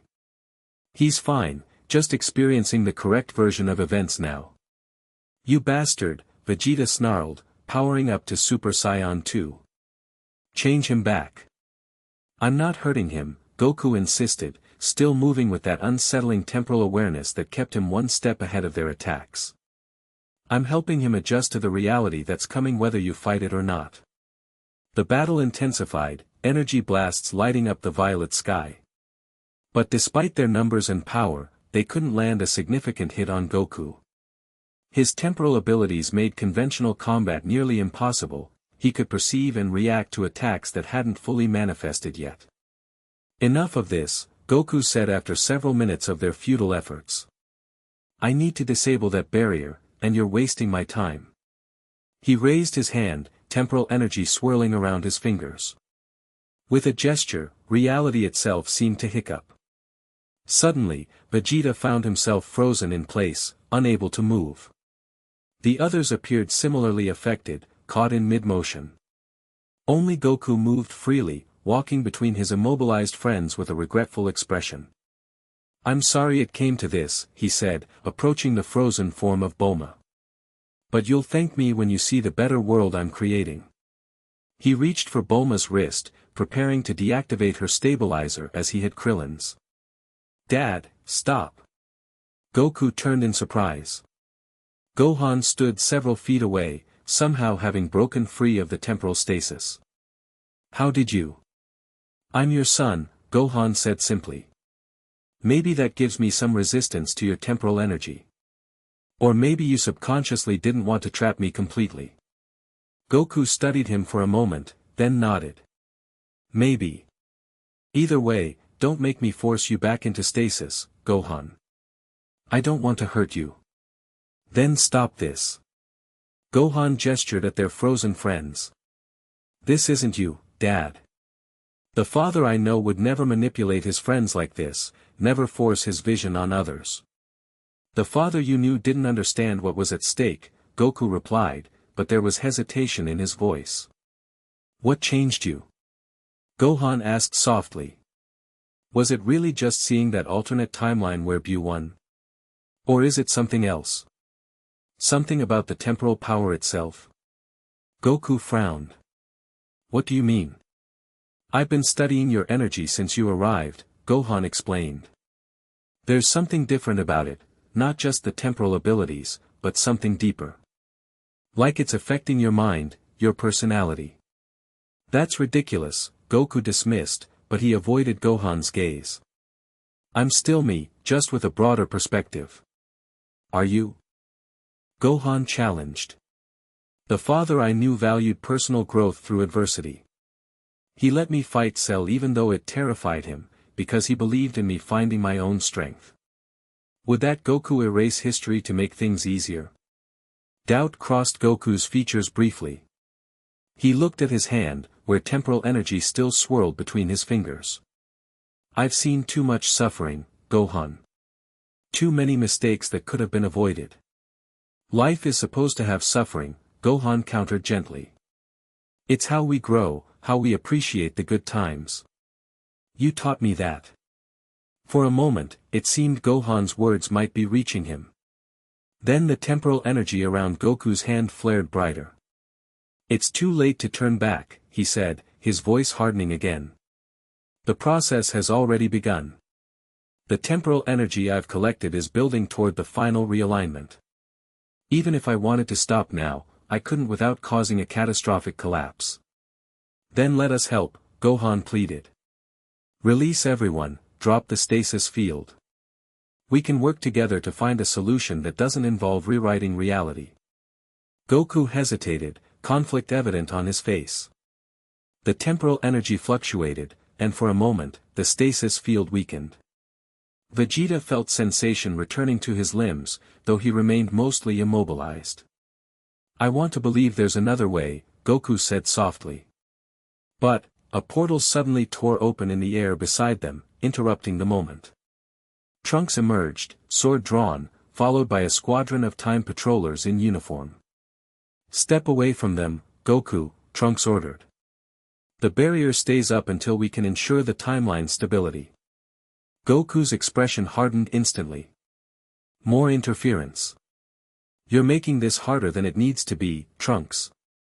We can't let you proceed with the Raditz Nexus alteration, Trunks stated firmly. Our calculations show a 93% probability of catastrophic temporal collapse if you attempt it while the barrier is in place. Then remove the barrier. You know we can't do that. Goku's aura flared again, the temporal energy now crackling visibly around him. Then you leave me no choice. He raised his hand, and the air itself seemed to fracture. Cracks appeared in reality around him, spreading outward like breaks in glass. Through these cracks, other timelines became momentarily visible, glimpses of alternate versions of their world, some peaceful, others in chaos. Dad, don't! Gohan shouted. Too late. Goku brought his hand down sharply, and the cracks expanded dramatically. The stasis field shattered, releasing everyone from their frozen state, but at a terrible cost. The fabric of reality around Capsule Corporation began to tear apart. Trunks and his time patrollers rushed to establish containment fields, but the temporal fracture spread faster than they could respond. What have you done? Vegeta demanded, regaining full mobility. Created a localized temporal disruption, Goku answered calmly. It will eventually collapse the barrier from within. I'm sorry it came to this, but you didn't leave me any choice. There's always a choice. Vegeta launched himself at Goku in fury, only to pass through him like a ghost. I'm not really here anymore, Goku's voice explained, his form becoming translucent. This is just a temporal projection. My actual body is already back at the Nexus, preparing for the final alignment. Gohan stepped toward his father's fading image. Dad, please, think about what you're doing. Once you change the Raditz encounter, none of us will be the same. Our entire history together will be rewritten. For the better, Goku insisted, though uncertainty tinged his voice. You'll still be my son. Vegeta will still be himself, just without the decades of serving Frieza. Everyone gets a better version of their lives. It won't be us anymore, Piccolo argued. Just similar people with different experiences. Goku's image flickered, growing fainter. I have to believe it's worth the cost. I have to believe I can make things right. As his form faded almost to invisibility, Vegeta made one final attempt to reach him. Kakarot. Is this really what you want? To sacrifice everything we've become, everything we've achieved together?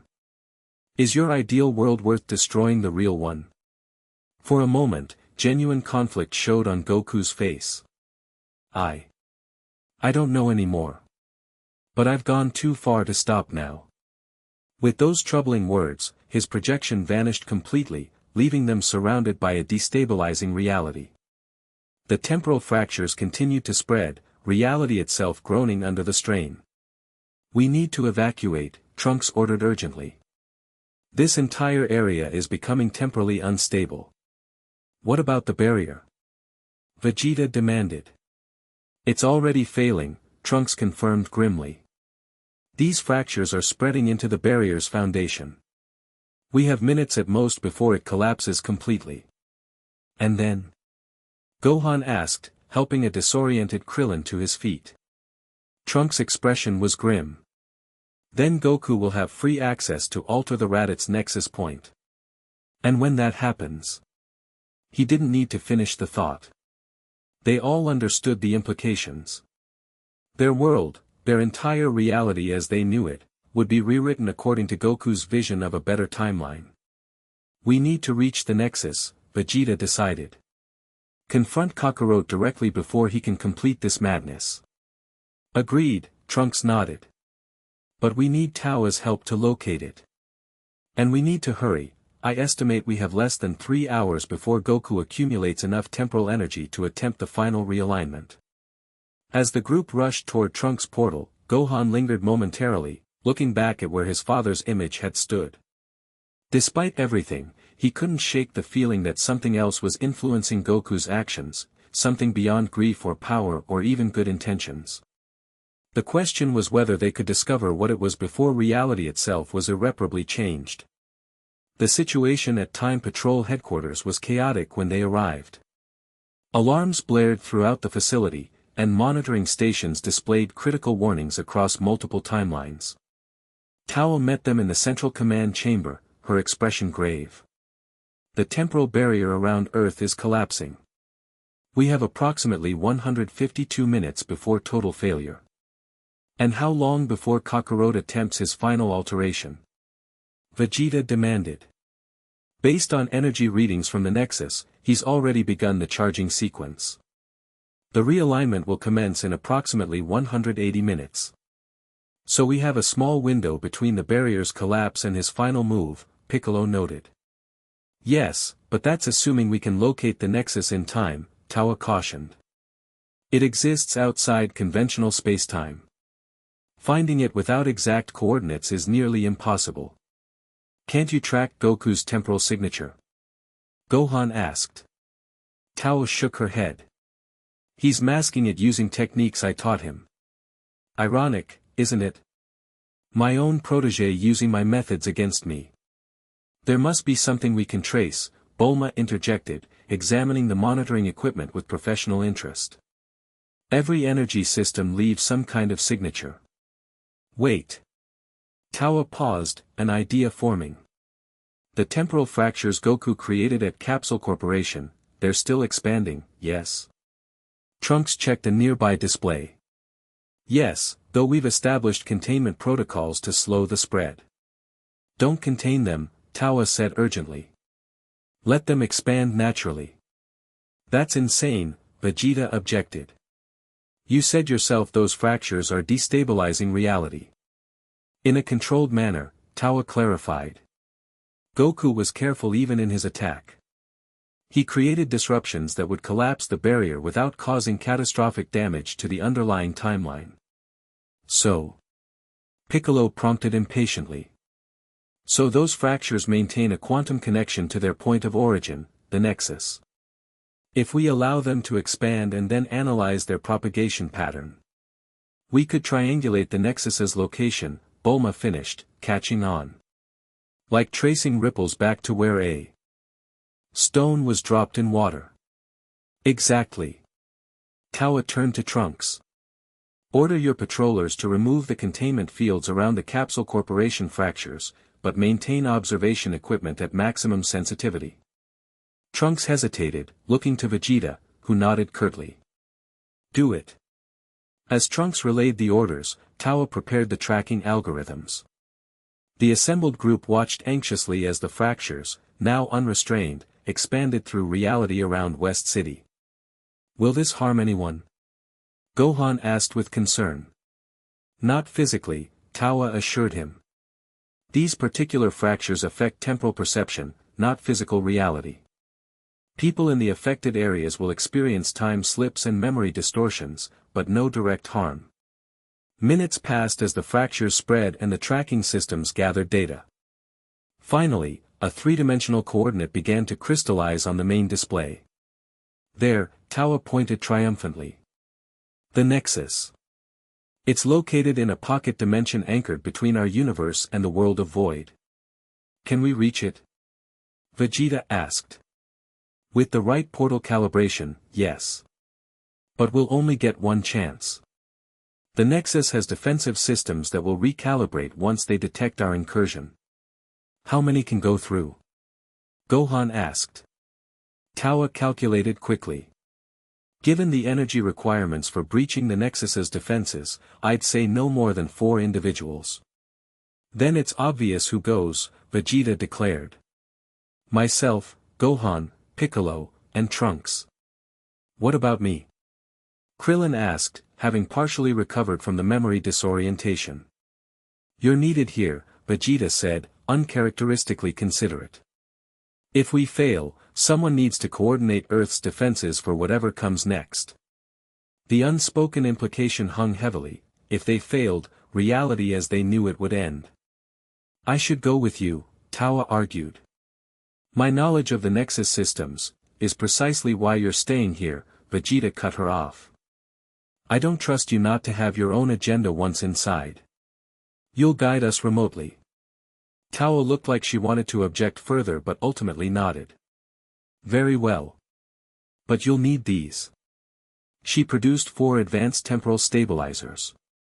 These are calibrated specifically to resist the Nexus's reality manipulation field. Without them, you'll be subject to whatever temporal alterations Goku has established inside his domain. As they equipped the new stabilizers, Trunks prepared the portal calibrations. A massive gateway began charging in the center of the command chamber, temporal energy swirling within its frame. The portal will place you as close to the central control chamber as possible, Tawa explained. But the Nexus is vast and constantly shifting. You'll need to navigate to the temporal core where Goku is gathering energy for the final alignment. How will we find it? Piccolo asked practically. Follow the energy flow. All systems in the Nexus are powered by and connected to the core. And be careful, the Time Guardians will defend their leader. They're not as powerful as Goku, but in the Nexus, they can manipulate local reality to their advantage. The portal's energy reached critical mass, a swirling vortex of iridescent power forming within the frame. 128 minutes until the barrier collapses completely, Tawa reported. 156 minutes until Goku's temporal realignment initiates. You need to stop him before either happens. We will, Gohan said with determination. One way or another. The 4 warriors stood before the portal, each steeling themselves for what lay ahead. Remember, Tawa cautioned, in the Nexus, perception shapes reality. Goku has had months to attune himself to that environment. Don't trust what you see, and don't separate. The Nexus will try to divide you. Anything else we should know? Vegeta asked dryly. Yes, Tawa's expression became deadly serious. The temporal energy Goku is working with, it has a consciousness of its own. An ancient entity called Chronos slumbers within the deepest temporal currents. If Goku's manipulations have disturbed that slumber. Great, another god to deal with, Vegeta muttered. Let's go before we run out of time to save time itself. With a final nod to those remaining behind, Vegeta stepped into the portal. Gohan, Piccolo, and Trunks followed close behind. The vortex swallowed them, reality bending around their forms as they were hurled across dimensional barriers toward the heart of Goku's temporal operation. The mission to save reality itself had begun. The temporal nexus defied conventional understanding. As Vegeta emerged from the portal, his senses struggled to process what surrounded them. Corridors shifted and realigned themselves like a living organism. Doors appeared and disappeared seemingly at random. The very air shimmered with temporal energy, creating a perpetual iridescent haze. Everyone stay close, Trunks warned as the portal closed behind them. The Nexus adapts to intruders by separating them. They stood in what appeared to be a reception chamber, multiple corridors branching outward in impossible angles. No personnel were visible, but distant alarms suggested their arrival hadn't gone unnoticed. Which way? Piccolo asked, his acute senses scanning their surroundings. Gohan closed his eyes, focusing on his connection to his father. I can feel Dad's energy, it's faint, but distinct from the background temporal energy. This way. He pointed toward a corridor that seemed to spiral upward and inward simultaneously. The group moved cautiously, Trunks taking point with his sword drawn, Vegeta and Piccolo flanking Gohan protectively. As they navigated the twisting pathways, reality fluctuated around them. Occasionally, the corridor would shift to show glimpses of alternate versions of themselves, Vegeta as king of all scions, Gohan as a hardened warrior who never knew peace, Piccolo still merged with Kami but serving as Earth's guardian, Trunks leading a restored future Earth. Ignore the visions, Trunks advised. The Nexus shows you possibilities to distract and tempt you. Some temptation, Vegeta scoffed, though his eyes lingered on the image of himself seated on the Saiyan throne, his father standing proudly beside him. They encountered surprisingly little resistance as they delved deeper into the Nexus. Occasionally, staff members in Time Guardian uniforms would appear, only to retreat quickly upon recognizing the intruders. "They're scared of us," Piccolo observed. "Or avoiding us deliberately. Kakarot probably ordered them to stay out of our way," Vegeta suggested. "He'd want to face us himself." As they rounded another impossible corner, they found themselves in a vast spherical chamber. In the center floated a massive globe of swirling temporal energy, a miniature representation of Earth's timeline.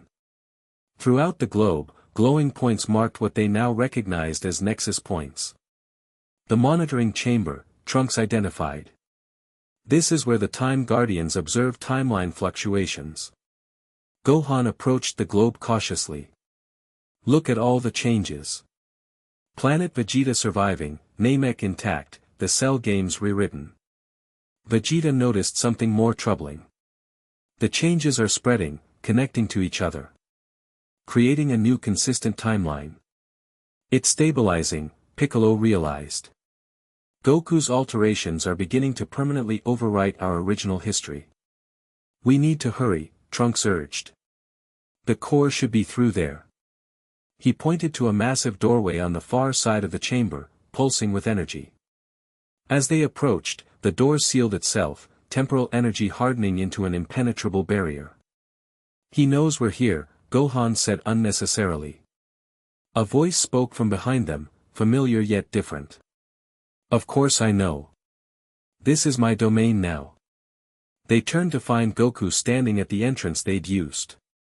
He wore the same black and gold gi they'd seen during his projection to Earth, but now a faint aura of temporal energy constantly surrounded him, giving his movements a slight blur, as if he existed in multiple moments simultaneously.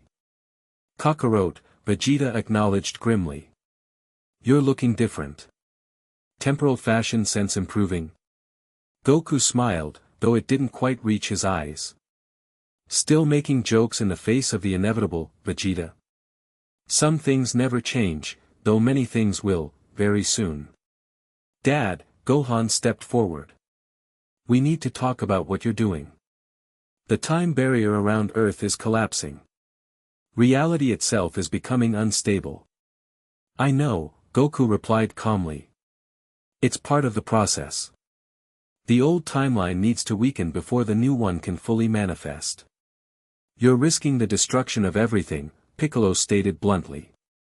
"No, I'm risking the transformation of everything," Goku corrected. "There's a difference.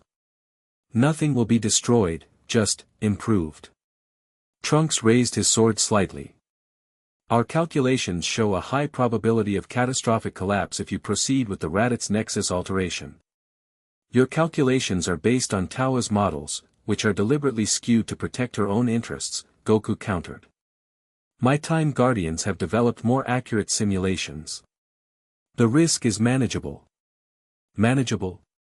Vegeta echoed incredulously. "You're gambling with reality itself." "I'm creating a better world," Goku insisted, his voice hardening. "One where our people weren't nearly exterminated, Vegeta. One where Gohan grew up without constant threats to his life. One where Piccolo didn't have to sacrifice himself repeatedly." "At what cost?" Gohan challenged. "Our choices, our growth, our very identities." "You'll still be you," Goku argued. "Just with better circumstances, better opportunities." "That's not how it works," Piccolo stated firmly. "Who we are is inseparable from the challenges we've overcome. Change those, and we become different people entirely." Goku's expression flickered with momentary doubt.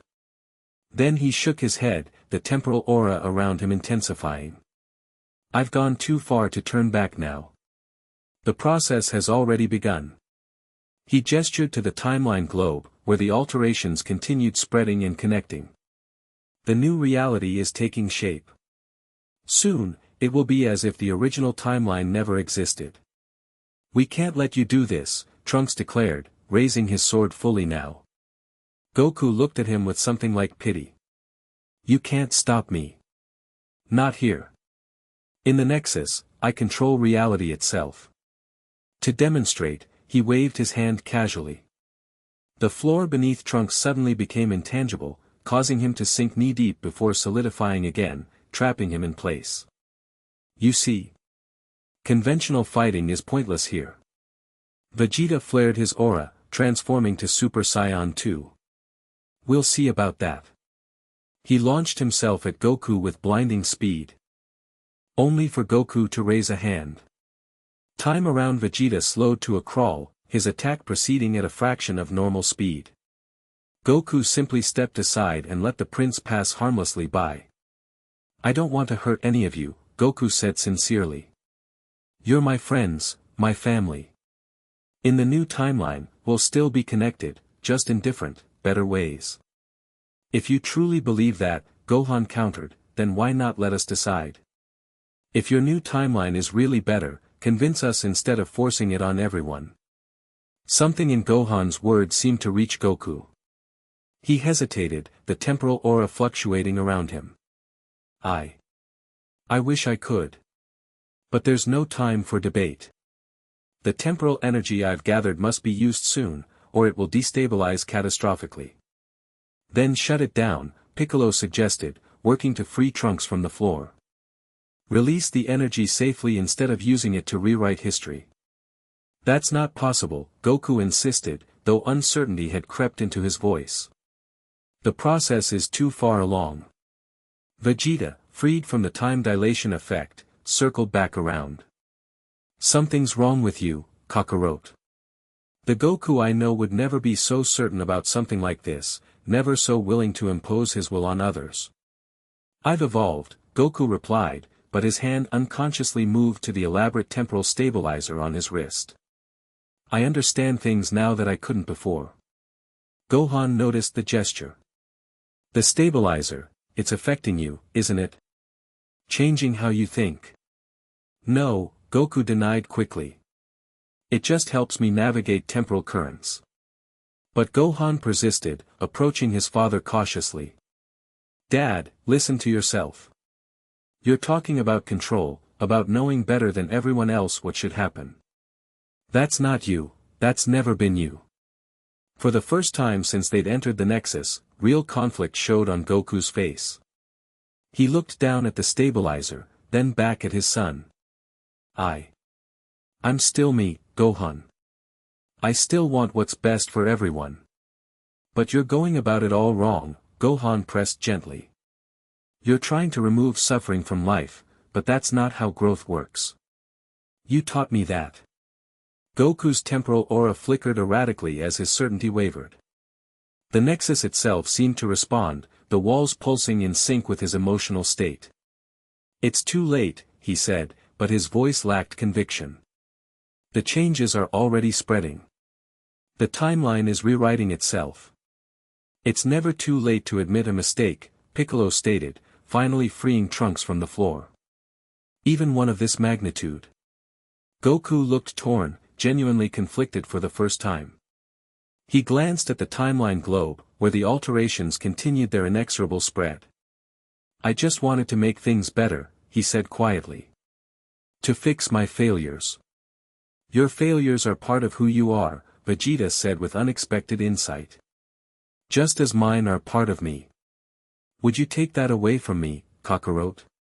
The chance to overcome my own mistakes. Before Goku could respond, the entire Nexus shuddered violently. The timeline globe in the center of the chamber flared with blinding light, cracks spreading across its surface. What's happening? Gohan demanded as the shaking intensified. Goku's expression shifted from conflict to alarm. Something's wrong. The temporal energy is destabilizing too quickly. Another violent tremor rocked the chamber. The globe cracked further, temporal energy spilling out in wild, uncontrolled streams. What did you do? Goku accused, turning to them in confusion. Nothing, Trunks answered, checking readings on his stabilizer. But something's affecting the temporal core. Energy levels are spiking beyond sustainable limits. The floor beneath them rippled like water, reality itself becoming fluid. Walls phased in and out of existence as the nexus struggled to maintain cohesion. Suddenly, a voice boomed throughout the chamber, deep, ancient, and unmistakably angry. Who dares disturb the flow of time? The temporal energy leaking from the globe coalesced into a massive, vaguely humanoid form. Its body seemed composed of shifting time streams, its eyes wells of infinite duration. Kronos, Goku whispered, shock evident in his voice. The ancient equilibrium is disrupted, the entity thundered. The temporal weave unravels. I was fixing it, Goku protested, his confidence evaporating in the face of this cosmic force. Creating a better pattern. There is no better, Kronos countered, its voice shaking the foundations of the nexus. There is only, is, and, is not. Your manipulations threaten the very fabric of existence. The entity extended a massive hand toward the timeline globe. The cracks healed instantly, but the alterations Goku had implemented began to glow an angry red. These changes cannot remain. The pattern must be restored. No. Goku moved toward the globe, panic replacing his earlier certainty. You don't understand what's at stake. I understand more than you can comprehend, mortal. I am time itself. Kronos turned its attention fully to Goku, studying him with eyes that reflected the birth and death of universes. You were manipulated, the entity stated. The demon scientist planted seeds of obsession in your mind, enhanced by the device you wear. That's not true, Goku denied, though doubt clouded his features. I made my own choices. Influenced choices are not freely made. Kronos gestured to Goku's temporal stabilizer. The instrument on your arm subtly reshapes your thoughts, amplifying certainty, diminishing doubt. Gohan stepped forward, ignoring the overwhelming pressure of Kronos's presence. Dad, take off the stabilizer. See if you feel different without it. Goku looked at his wrist device, conflict evident in his expression. I can't. Without it, I'll lose my connection to the temporal energy I've gathered. Everything I've worked for will be lost. Maybe that's for the best, Vegeta suggested, surprising everyone. Sometimes letting go is the hardest but most necessary choice. Another violent tremor shook the nexus. Kronos' form flickered, its energy seemingly stretched thin. Time grows short, the entity warned. The nexus approaches critical instability. If the corrupted energy is not contained, all connected timelines will suffer catastrophic collapse. How do we stop it? Trunks asked urgently. The source must relinquish control. Kronos pointed at Goku. He who initiated the changes must reverse the flow. All eyes turned to Goku, who stood frozen in indecision, the weight of responsibility visibly crushing him. I was so sure, he whispered. So certain I was making things better. Dad, Gohan approached carefully. It's okay to be wrong. Even you. But the changes, all those lives I saved, all the suffering I prevented, were never yours to control, Piccolo finished firmly. Life includes suffering. Death includes loss. That's the natural order, painful as it may be. Goku looked at each of them in turn, then at the increasingly unstable timeline globe, and finally at the cosmic entity towering over them all. If I reverse it, he asked Kronos, what happens to everyone in the altered timelines? The scions I saved from extinction, the Namekians whose planet I preserved. They return to their proper place in the pattern, Kronos answered. What was, will be again. What should not be, will cease to be. That seems so cruel, Goku said softly. Reality often is, Vegeta acknowledged. But it's not our place to redesign it, Kakarot. Not even yours. Goku closed his eyes, clearly struggling with the decision. When he opened them again, resignation had replaced conflict. How do I fix this? He asked Kronos. Remove the device. Channel the accumulated energy through yourself, directing it toward restoration rather than alteration. Will that hurt him? Gohan asked with concern. Pain is inevitable, Kronos confirmed dispassionately. But existence itself hangs in the balance. Goku straightened his shoulders, determination replacing uncertainty. If that's what it takes to fix my mistake, I'll do it. Dad, no, Gohan protested. There has to be another way. There isn't, Goku said with newfound clarity. This is my responsibility. My mistake to correct. Before anyone could stop him, Goku grasped the temporal stabilizer and wrenched it from his wrist. The device came free in a shower of sparks, taking some of his skin with it. He gasped, not from the physical pain, but from the sudden mental clarity. I see it now, he said in wonder. The stabilizer, it was influencing me all along, just like Kronos said. Subtly pushing me toward greater certainty, toward believing I had the right to remake reality. Kawa's final manipulation, Trunks realized. Even after you took over her organization, she was still controlling you through the technology. Another violent tremor shook the Nexus, more severe than the previous ones. Parts of the chamber began phasing out of existence entirely. Hurry, Kronos urged. Direct the energy toward restoration. Goku nodded and moved to the center of the chamber, directly beneath the fractured timeline globe. He raised his hands, and streams of temporal energy began flowing from the globe into his body. The effect was immediately and visibly painful. Goku's body convulsed as the raw power of time itself coursed through him. His aura flared wildly, shifting between his normal ki, Super Saiyan golden energy, and the iridescent temporal power. What's happening to him? Gohan asked anxiously. He's channeling the temporal energy he gathered for destruction into restoration instead, Trunks explained, monitoring readings on his own stabilizer. Essentially reversing the flow of his changes. Across the globe, the altered Nexus points began shifting from red back to gold. Planet Vegeta's survival reversed to its destruction. Namek's preservation reverted to its explosion. The Cell games realigned to their original outcome. Goku's face contorted in agony as he experienced each reversal personally, feeling the deaths he had prevented now occur again, sensing the suffering he had eliminated return to the timeline. It's killing him, Vegeta realized, moving forward to intervene. No, Kronos thundered. The process must complete. Interference now would destroy all. Vegeta halted reluctantly, forced to watch as Goku continued absorbing the backlash of his temporal manipulations. Dad, hold on. Gohan called encouragingly. You can do this. Minutes stretched into an eternity as Goku struggled with the overwhelming power. His body began to glow from within, temporal energy seeking escape from its mortal vessel. Blood trickled from his nose, his ears, the corners of his eyes. Finally, the last altered Nexus point reverted to its original state.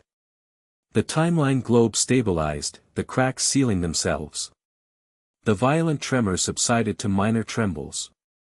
Goku collapsed to his knees, energy still crackling around him uncontrollably. It's done, he gasped. The timeline, restored. But the energy. I can't contain it much longer. Kronos loomed over him, its expression unreadable. The pattern is healing, but excess energy remains. It must be dispersed safely. How? Gohan demanded, rushing to his father's side despite the dangerous energy surrounding him. A sacrifice is required, Kronos stated. One final adjustment to restore balance. Understanding dawned in Goku's eyes. I need to leave this timeline, don't I? Take the excess energy with me. Yes, Kronos confirmed. Your existence here has become a temporal paradox. To heal the fractures completely, you must remove yourself from the equation. No. Gohan protested. There has to be another way. Goku looked up at his son, his body still crackling with barely contained temporal power. It's okay, Gohan. This is fitting, somehow. I tried to play God with time, and now time requires payment. Kakarot, Vegeta stepped forward. Don't be dramatic. We'll find another solution. There isn't time, Goku said, smiling through his pain. The energy is building again. If I stay, it will explode outward, creating new fractures. He looked to Kronos. Where will I go? Between, the entity answered. A realm outside conventional timelines. There you will remain until the excess energy dissipates. How long will that take? Piccolo asked. Time has no meaning between. It could be moments or millennia from your perspective. Gohan grabbed his father's arm. Dad, please. We can find another way. Together. Goku placed his hand over his son's. I'm sorry for what I put you through. All of you. I thought I was doing the right thing, but I lost my way. The stabilizer influenced you, Trunks reminded him. Kawa designed it to gradually corrupt your thinking. Maybe, Goku acknowledged. But the desire to fix everything, to control outcomes instead of accepting them, that was already in me. The stabilizer just amplified it. Another surge of energy rippled through him, causing him to grimace in pain. I need to go now, while I can still control the direction. Will we see you again? Gohan asked, voice breaking. I don't know, Goku answered honestly. But if there's one thing I've learned from all this, it's that time is full of surprises. He turned to Vegeta, a wry smile crossing his face despite the pain. Take care of them, Vegeta. And, maybe try enjoying peace for once instead of just training through it. Vegeta crossed his arms but nodded stiffly, emotion hidden behind his characteristic scowl. To Piccolo, Goku simply said, thank you for always being there for Gohan. For being the voice of reason I sometimes needed but didn't listen to.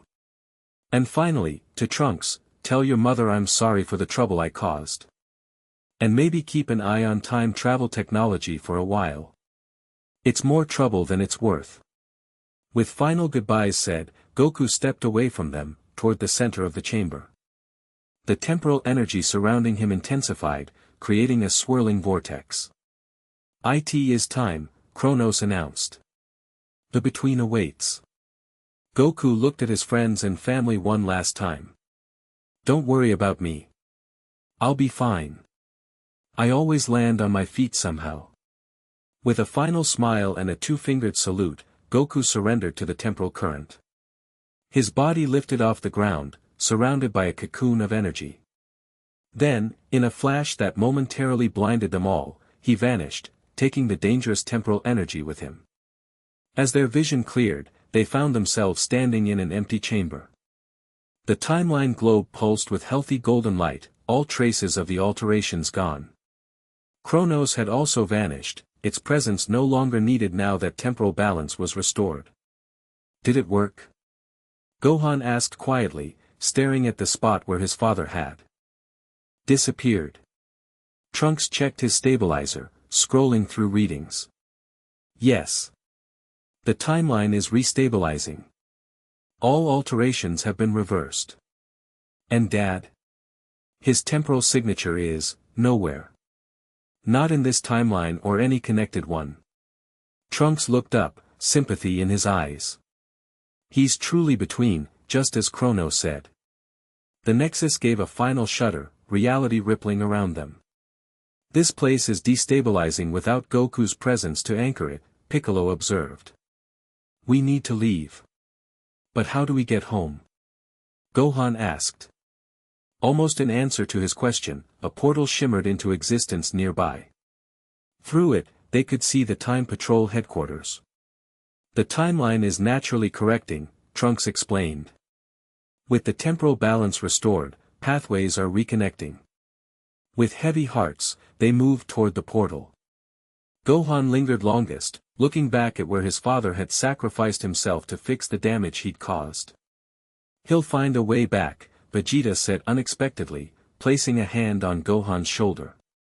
If there's one thing Kakarot excels at, it's doing the impossible. Gohan nodded gratefully and followed the others through the portal. Behind them, the temporal nexus collapsed in on itself, returning to the void from which it had been created. 3 months later, life on Earth had largely returned to normal. With the timeline restored, most people had no memory of the alterations or the crisis that had nearly destroyed reality itself. Only those who had worn the advanced stabilizers, Vegeta, Gohan, Piccolo, Bulma, and a few others, retained complete awareness of what had transpired. Gohan stood on the cliff overlooking his childhood home, watching as Chi-Chi hung laundry in the yard below. She had no memory of Goku's temporal adventures or his sacrifice, believing simply that he was off training somewhere as he so often was. Sometimes Gohan envied her that ignorance. Still coming here, huh? Gohan turned to find Piccolo landing silently beside him. Just checking on Mom. Making sure she's okay. And hoping for signs of your father's return, Piccolo added perceptively. Gohan didn't deny it. Trunks says there's been no temporal activity since the Nexus collapsed. No sign of Dad anywhere in the timeline. That doesn't mean he's gone forever, Piccolo reminded him. As he said himself, time is full of surprises. They stood in companionable silence for a while, watching as Chi-Chi finished her chores and went back inside. Do you think he really understood in the end?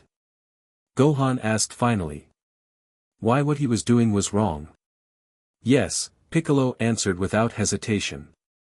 That's why he made the sacrifice. He recognized that even with the best intentions, playing God with time was never his right. Gohan nodded slowly. I miss him. But I'm also still angry sometimes. He put everything at risk. Both feelings are valid, Piccolo assured him. What matters is that when it truly counted, he made the right choice. He chose reality, with all its flaws and suffering, over his idealized vision. A familiar energy signature approached from above. They looked up to see Vegeta descending from the sky, arms crossed as usual. Reminiscing about Kakarot again, he asked gruffly, landing something went wrong with this response, please try again. Start the story's next chapter here. The end. Thank you for watching this video.